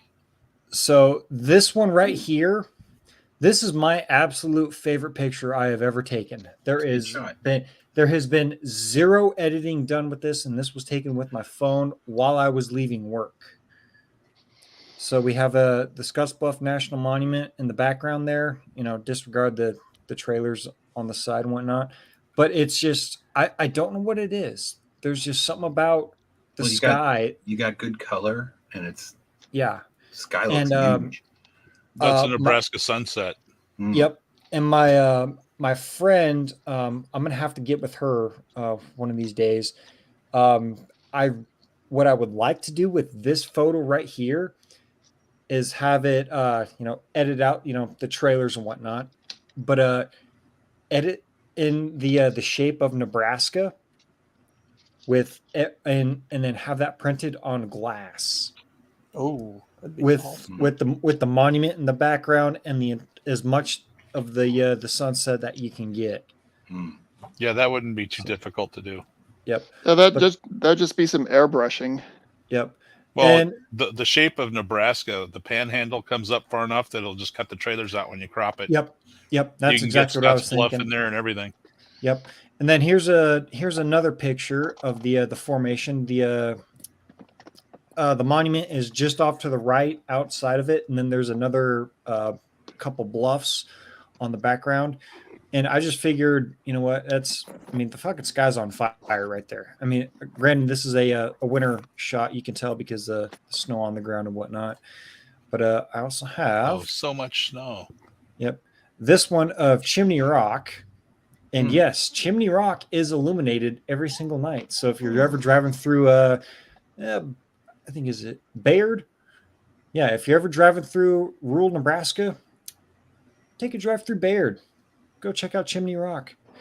It's pretty sweet. You should try doing like. Do you have like a camera, or are you using your phone? I'm using my phone, but I would like to invest in an actual camera. So when you ever get a camera, you should play with the nighttime exposure so that you can get that rock. You can see like the whole rock. Yep. And then here's just I was on a booze cruise up north on a weekend where I'm at, and I was like, hey, you know what? That's a nice cloud formation. I really like that. I really like how that one. I really like how that one's got that top level, and then we got the bigger clouds in the front. Nice little sun ray there going on. And then here's another one that I took when me and my dad were out on a cruise on our four-wheelers. So I figured, you know what? A nice open field shot with cottonwoods, disregard the contrail up at the top. I like contrails. Polska Bob was, I think he's now over on the, by the way, they're doing a stream over there. If you guys want to join after this, I just put up the link real quick. Polska Bob with his contrails, as you know, so. Yep. But I would say again, I do find I like the purpose of, like, oh, hey, that's a really nice fucking, picture of that. Let me see if my phone camera will work and whatnot. And if it does, I'll take a picture of it. I'm like, I don't want to say I'm the Bob Ross of skyscapes and whatnot, because I'm using a fucking Android phone. So, and Jimmy, we both know if you said that, Calliope would hunt you down. Yeah. I haven't seen her in the chat here tonight. Yeah, so that's one thing I would like to. Granted, yeah, I'm an amateur on it. I would take a picture of it if I see a nice skyscape, a nice sunset, or just if the clouds and the sun are just hitting on the right spot, and you just happen to look over and like, that would make a nice, good fucking picture. I want to take a picture of that. That's kind of how I am. Again, I'm an amateur, very amateur photographer, and if I did take pictures, I would do very minimal editing to them. I mean, yeah, I would probably get rid of the chemtrails and whatnot. Yeah. Billy, I have one YouTube Shorts on my channel that exposes some of my talent. I don't know if you guys want to see that or not. Yeah, throw it up. It's if I could rotate out. If you'd like me to jump off, I have no problem with that, Billy. No. It's getting close to where I need to cut out for the night anyway. All right, if you. Well, here's the YouTube Shorts. All right, we'll watch the short and then we'll rotate you out for. All right. Broken Pine was there. I don't know who Gay Basketball is. Well, in the background here. That's Hey, not even- mind if I say one thing before you Yeah. throw your video up, Outlaw? Yeah, go ahead. Jimmy, you just actually proved something that I used to tell soldiers all the bloody time when I was on active duty. What's that? Everyone should be able to find beauty in something. If you can't, there's either one of two things going on. You're either psychologically damaged or you have no soul. Yep. And I was gonna actually take a picture earlier today. Well, throughout this week and last week, there's a small sunflower plant that's growing in the field beyond the fence of the yard that I work at, and I wanted to take a picture of that, but the fence just pixelated the picture way too much to get a good picture because I think this one sunflower plant, granted they're just the small guys, not the big fucking humongous ones. I think there's probably 20 flowers on this one plant, and it's just growing right there along the fence. There's, and they're poking through. And I figured, that would be a really good, if I can get the right angle and have the monument in the background during the right time of day, I think that would be a really good picture. But that goddamn chain link fence just pixelates the photo so much. Well, that's why you gotta go back to it eventually and see You know if what you that did it the right way. You know what that reminds me of, Jimmy? What's that? That movie, The Outsiders. Nothing gold can stay, Pony Boy. How Pony Boy dug sunsets in the movie. Yep. All right, well, gentlemen, I'm going to go ahead and duck out. You guys Okay. have a good evening. You too, brother. Thanks for coming. I'll probably catch the remainder of the stream on a replay tomorrow or later on this week. I think we're going to be done here soon because we want Pulse Kebab and a serious podcast to have some people go over there and enjoy them. Yep. I'm gonna have to go over and harass Ike for a little bit. Yeah. I'm going to go to bed soon anyway because it's like a school night. Yeah. Work night. Travails of working in an office, isn't it? Yeah. Yep. For sure. These are But some thanks of for my coming by. I Yep. appreciate Thanks it. for having me. Thanks for showing your stuff. Have a good night. You too. Man. So I have this guy, Gee Basketball, in the back. I don't know you. If you want to change your name to one I recognize, but I can't chance it with what happened to Rhino. I don't Right. want swinging stuff on my stream. That one right there. That fucking Which one? picture. The picture with the red leaves with the yellow in the front. Oh, this one? In the corner. That this one one? is. No, the one that you were on. That one. That is fucking beautiful, man. Oh, and Japanese. Broken Pine. If you want to jump on real quick, I'll put you in here. So, Yeah, that's my Japanese backyard. losses. oh, nice. Is That that right now? Is it starting to already go? It's not yet. It's the end of the month. Oh, But Jesus. this is Lake Superior on the shoreline. Oh, how far are you from Lake Superior? About a mile. Really? Yeah. This picture is taken about 7 miles from my house. That's probably why you get so goddamn much snow. You get that Just lake effect. Probably, yeah. Probably Yeah. just little. This one's kind of cool. I took it through through clouds. Nice. Nice. And the That's cloud- a good shot. Yeah, the clouds acted like a filter. And you took this with what? What did you take this with? A Canon power shot. Oh, okay. That's pretty good for a fucking Canon power shot. Well, here, let me click through a couple and I'll show you the other one. Oh, Make sure there's Yeah, no and, girlies. I was gonna say, Wow, that's There's a nothing good bad. shot. in this. That is Yeah, a good shot. I'm on a I took face- that. Yeah. I'm on a Facebook page called Nebraska Through the Lens, and quite a few people during the blue moon or whatever. A lot of people got some damn good shots.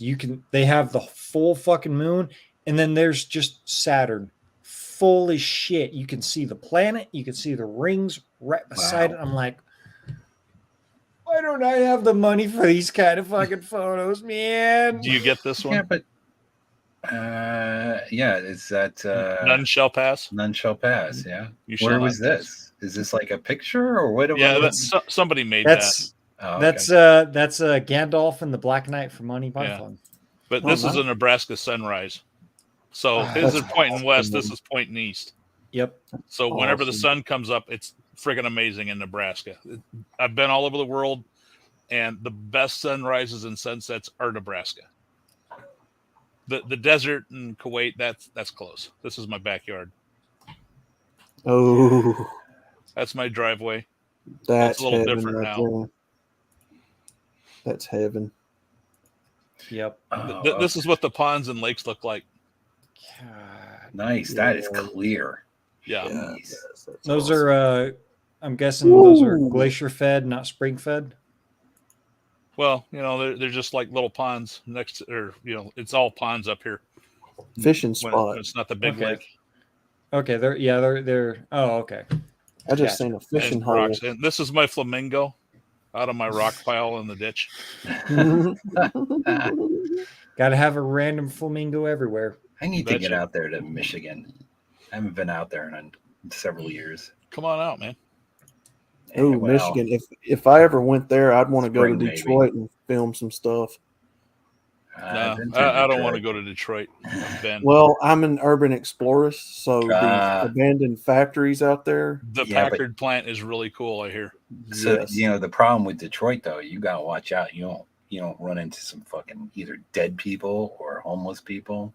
That's what Or I be- always worry about Yeah. when I go to Or become a really dead bad- person. Yeah. This is one of my Good time call. lapses on the highway by my house. So I'm adding in Gee basketball because he told me who he is. So you're on Gay Basketball. Holy, it's time for some gay basketball. My buddy sent me this photo, and I made a new avatar with it.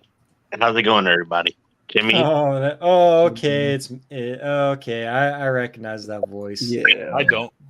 Formerly the he's- SWAT. He's been on. He's the been on. spy balloon. He's Yeah, a yeah. formerly he's the guest formerly known as the spy balloon.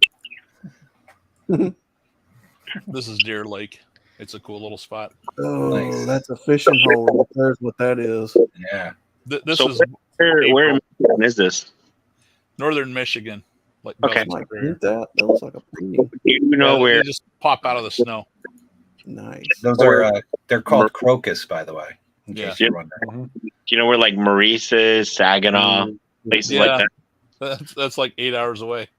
That is beautiful, peaceful right there, man. Dude, I would not. So Vera, I wouldn't go anywhere near those places. Oh, by the way, no. so Gay Basketball, your mic is Um, terrible, bro. Terrible. This is Uh, my favorite picture that I've ever taken. Oh, I might have to. I think I'm gonna that's have to mute you. awesome. That there was a storm moving across the Oh. lake, and I was like, "Oh, this is going to be cool." So I waited, and when it was halfway across, I shot this. That is fucking beautiful, And man. my buddy blew it up, and it's 4 feet by 2.5 feet, and I had it framed, so it's hanging up downstairs. Heck Oh, All right, that's better. man. Yes, that's better. It's a and little I got Are there- The mic sometimes craps itself. and I just Uh, rotated Broken Pine in. I am never going to Chernobyl. Yeah, no thanks. No, thank you. God damn, But that was a beautiful picture there, fucking Thumper. That was beautiful, But- man. Broken there- Pine, you're I in like the, this one too. the stream, by the way. but I got there you. is a place called Centralia, Pennsylvania I'd like to go to. Hmm. So whoever was in the chat, they said they went to Saginaw or Maurice. Where exactly? How bad is that place? Saginaw's pretty fucking bad, as far as I know. I don't What know the about other- Maurice? Thumper would have to answer that. Downstate, it's like the further you get away from Detroit, the better you are. But the bigger the city is, the more problems you're going to have with people. What about I just mentioned that. What's the last place I was talking about? Right, Maurice, Glow in the dark. Saginaw, and what was the last one I mentioned? In 2010, I drove down to Flint and picked up a Le Mans. Flint is a shithole. Yeah. Well, if you look at your hand, your right hand, palm up, he was about the first knuckle into the thumb of the mitten, so just past Flint. And just keep moving. Don't stop in the big parts of town, and you're fine. Yep. So I'll tell you a really quick funny story because I'm seeing Vero in the chat, and he was talking about his 70 Skylark before. So years ago, I'm talking in the 90s, I had a 70 Skylark GS, but it needed a lot of work, and it would just, the Buicks cost like twice, sometimes three times as much for parts as it does for normal. Well, that with your Pontiacs there. Oh yeah. Well, Pontiac's not that bad for cost of parts, really. Yeah. So the Buicks are always way more money, and I just couldn't take fucking putting more and more money into this fucking thing. It just needed so much. So I sold it to a guy in Georgia, but he didn't want the whole car. He just wanted all the parts. So I stripped it bare, and I loaded all the parts into the back of a U-Haul, and I drove down I met him in North Carolina. Oh, shit. And in Charlotte, and I stayed. The hotel I booked had a McDonald's, quote unquote. What's the name of the hotel? It was I don't even remember. Overlook? No, it was like I don't know, Budget Inn or whatever it was. Were you in the city or were you outside the city? I was just off the highway. I mean, I'm talking like 1993 or two or something like that. I mean, you're testing me too much, but I remember McDonald's. So we get down there, I meet the guy. He takes all the part, get all the cash. Now my trailer's empty, except I just had like some boxes, empty boxes I threw back there that I used for padding. So I'm starving at this point because I drove straight through all the way to Charlotte. And that's a it was military job. Quite a distance for me. Anyway, so I'm like, I'm going to go to McDonald's. Now the McDonald's, it was weird because the sign was different and all this. And I'm like, well, maybe they do it different in Charlotte. Maybe it's like, they're trying to be more upscale because it just totally looked not like McDonald's. I walk in and it was like the record scratch stop. Everybody stopped and looked. It was a soul food place.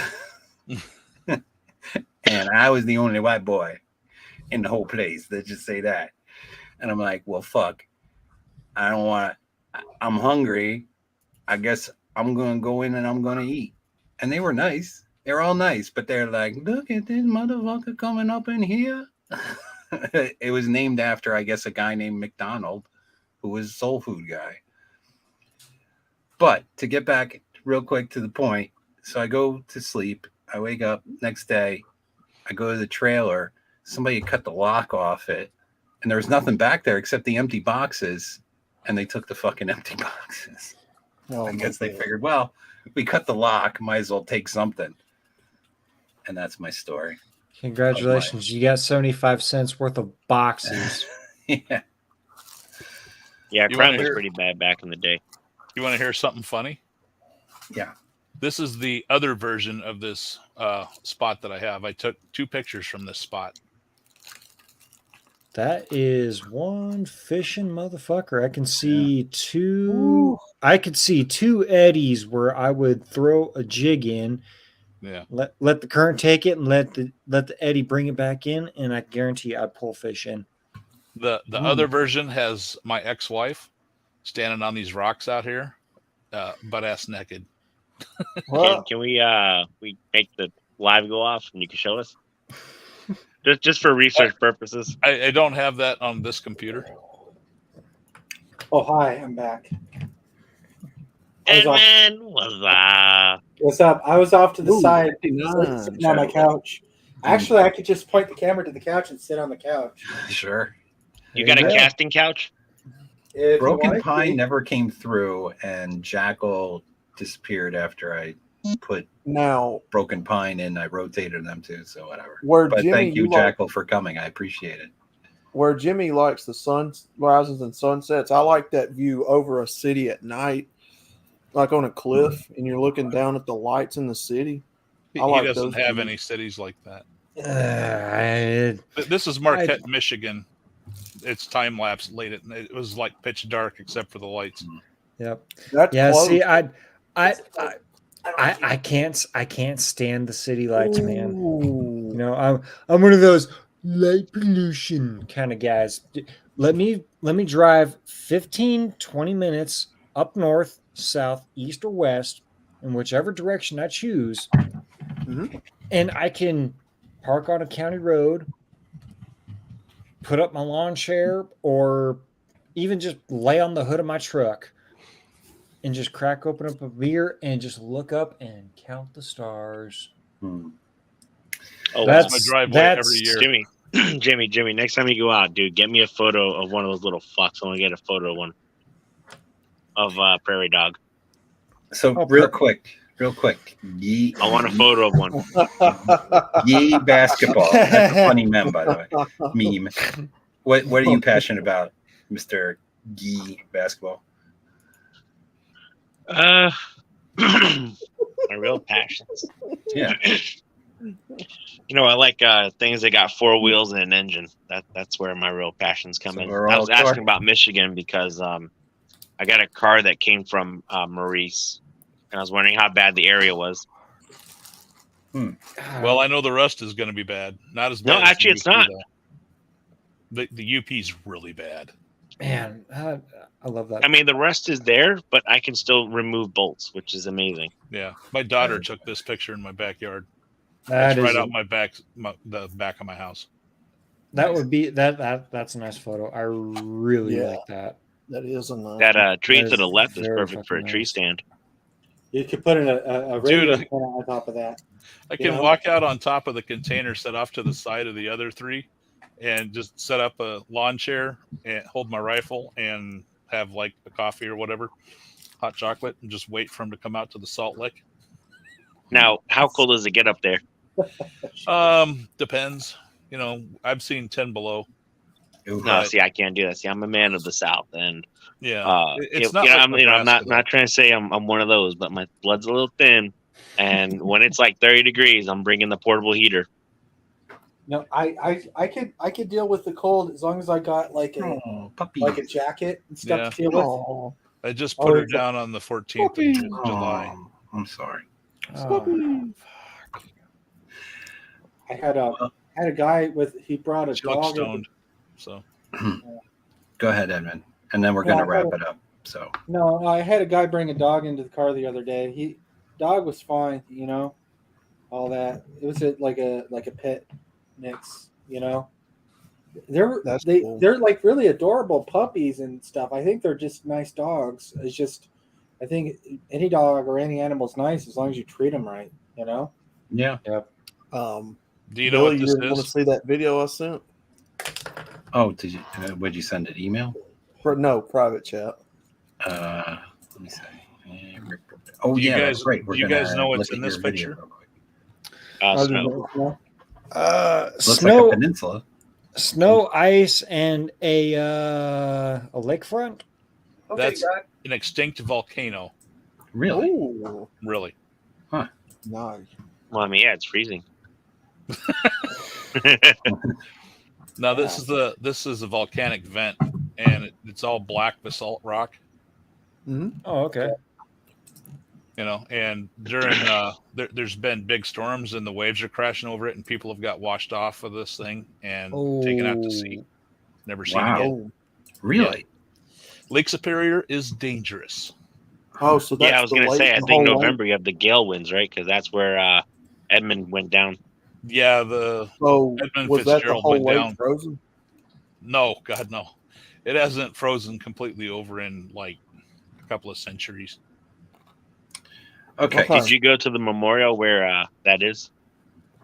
The Edmund Fitzgerald, that's out Yeah. in Whitefish Point. That's clear over by Sault Ste. Marie. All right. So this was a deal that I did for our brother David Smith. He wanted to see my hobby stuff. So this is the first time I've ever done like a quick snippet of my hobby stuff. Okay. So that right there is a gas station that I did. All that is hand painted. All right. To make this clip for David Smith, Brother My David house. Smith inquired me last night pretty cool. about my hobbying and railroad stuff. That stuff is 164 compatible with all Hot Wheels. Scale community. I do a lot of I know they could do. diecast and hobby stuff. Isn't the You guys HO know. railroad stuff? Isn't that? And so Some of it, I yeah. decided to put together this little There's my shop I YouTube put short together. video for you guys, showing you some. Is that what I think's in there? Done over the years. That is what Now, you that's not think even is in a there. taste of what I do normally. I do a lot more. It's funny. I than that. recognize the back I had a lot immediately.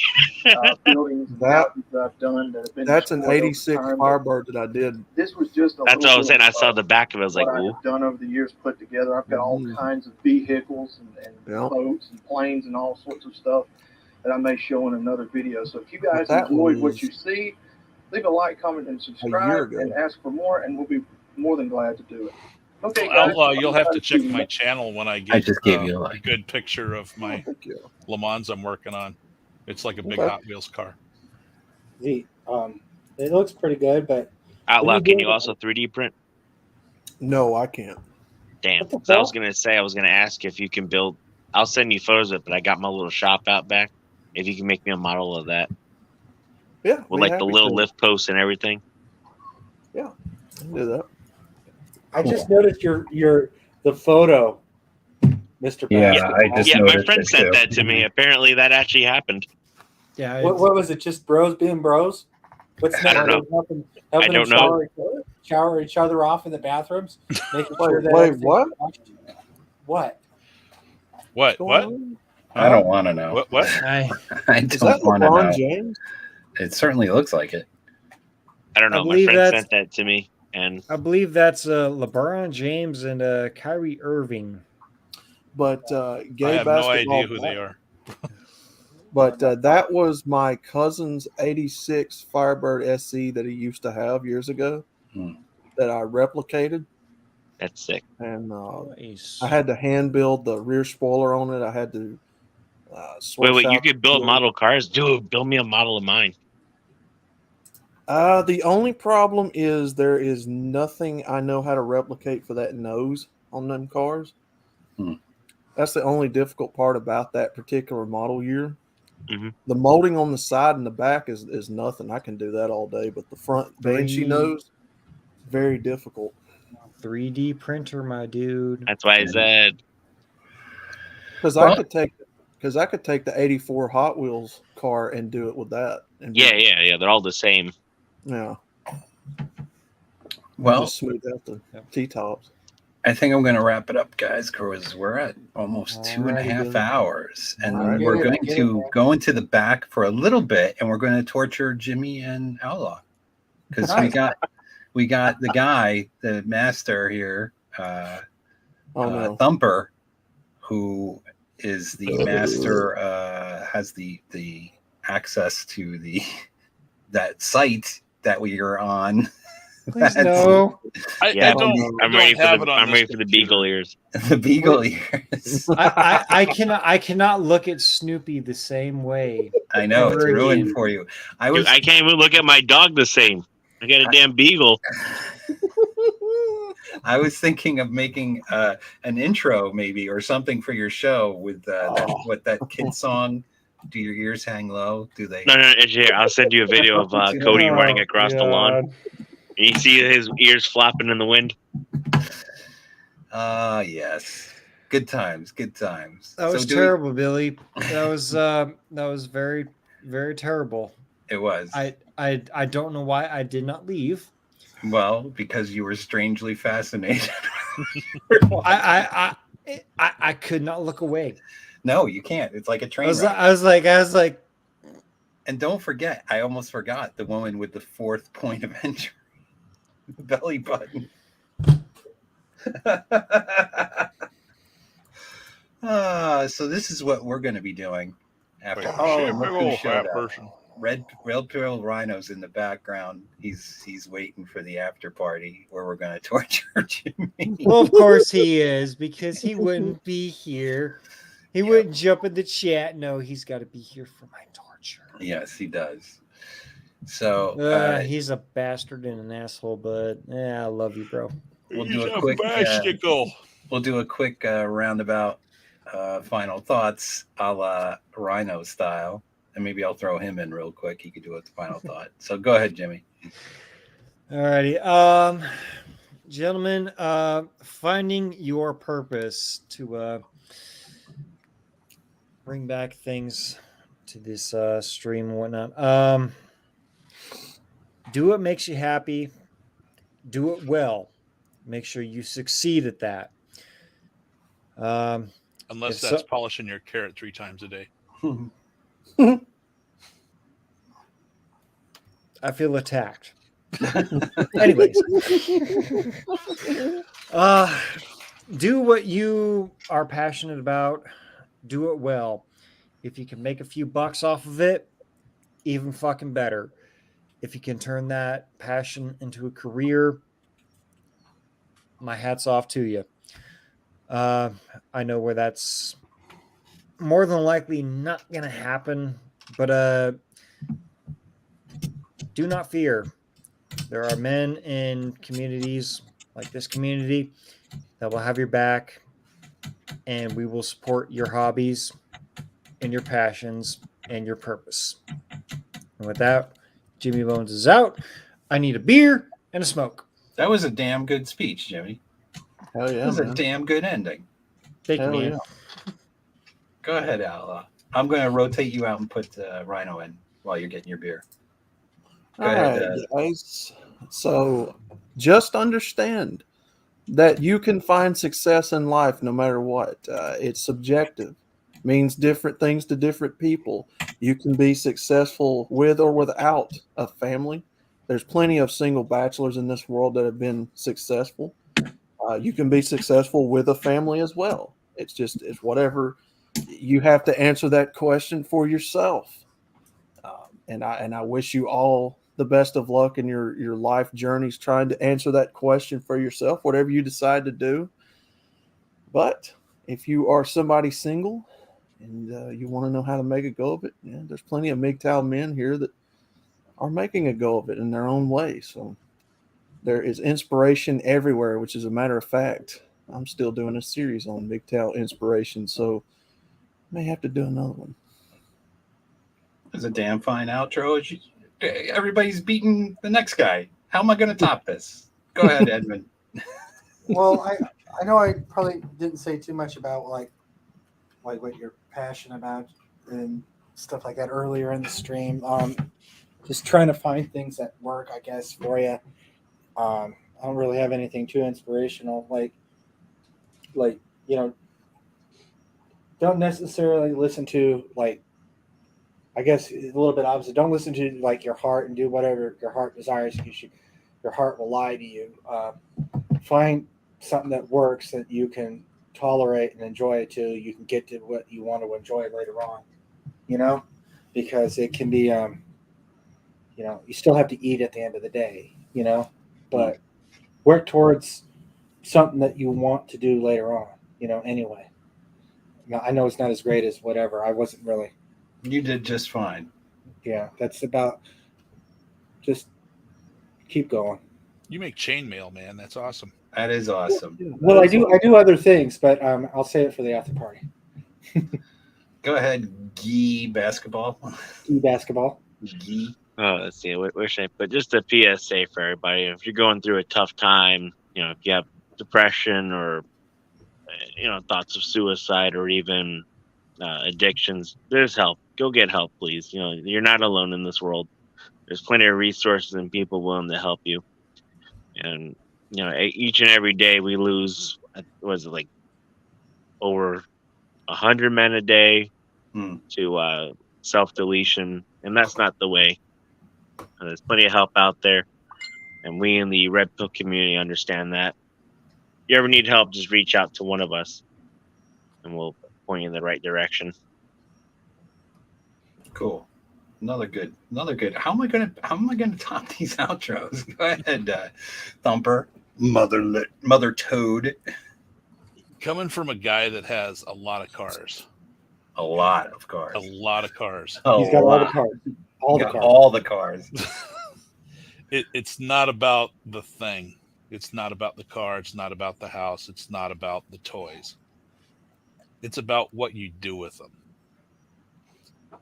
If you like my cars, the way that I do it is it's I have a bunch of GTOs, but it's not that it's a GTO.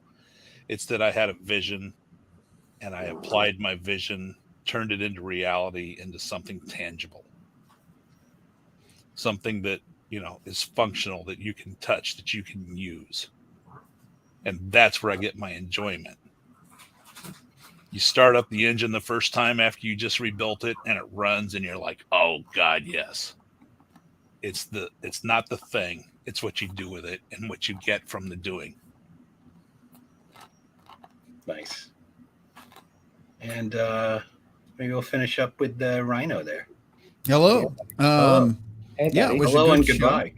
Yeah, it was a good show. Enjoyed Thank you. watching it. And yeah, I would say if you're excuse a lisp, I'm actually got a tray in my mouth right now. So, Well, you had picked the absolute perfect time to call on you.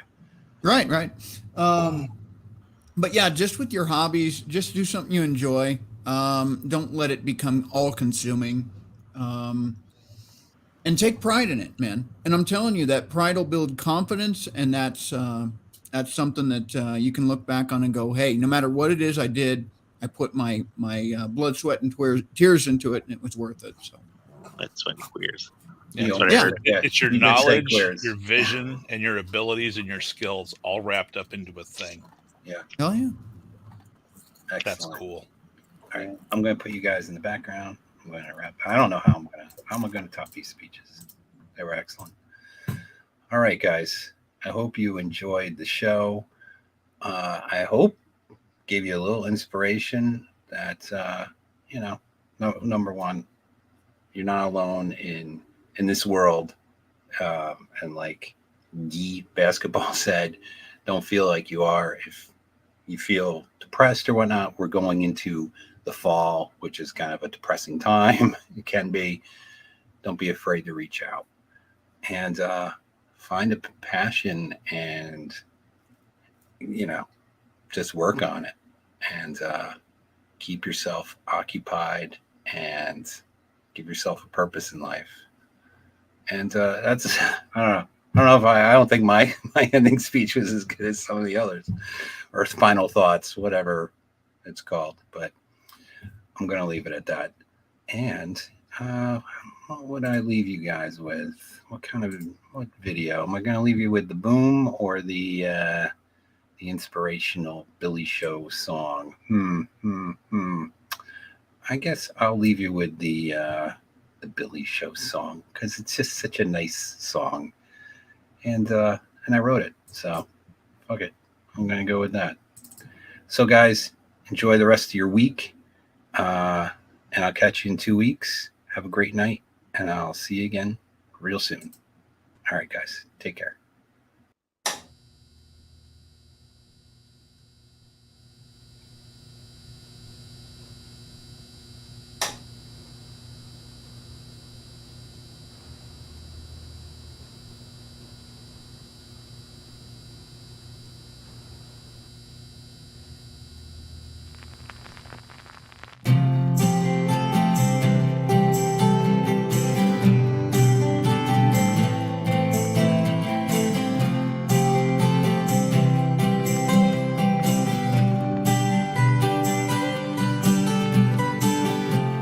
Closing time, I drank my wine, and now it's time to go. Friends all here, some far and near, and now ends Billy's show. Snake and an ape, a man called Thane, and even a red rhino. It's getting late, 2 weeks will wait. Just thought I'd let you know that maybe there's a life, 'cause after the fall you feel like nothing at all. that maybe it's alright to laugh till you cry and burn bright till you die. That maybe there's a life, 'cause after the fall you feel like nothing at all. That maybe it's alright to laugh till you cry and burn bright till you die.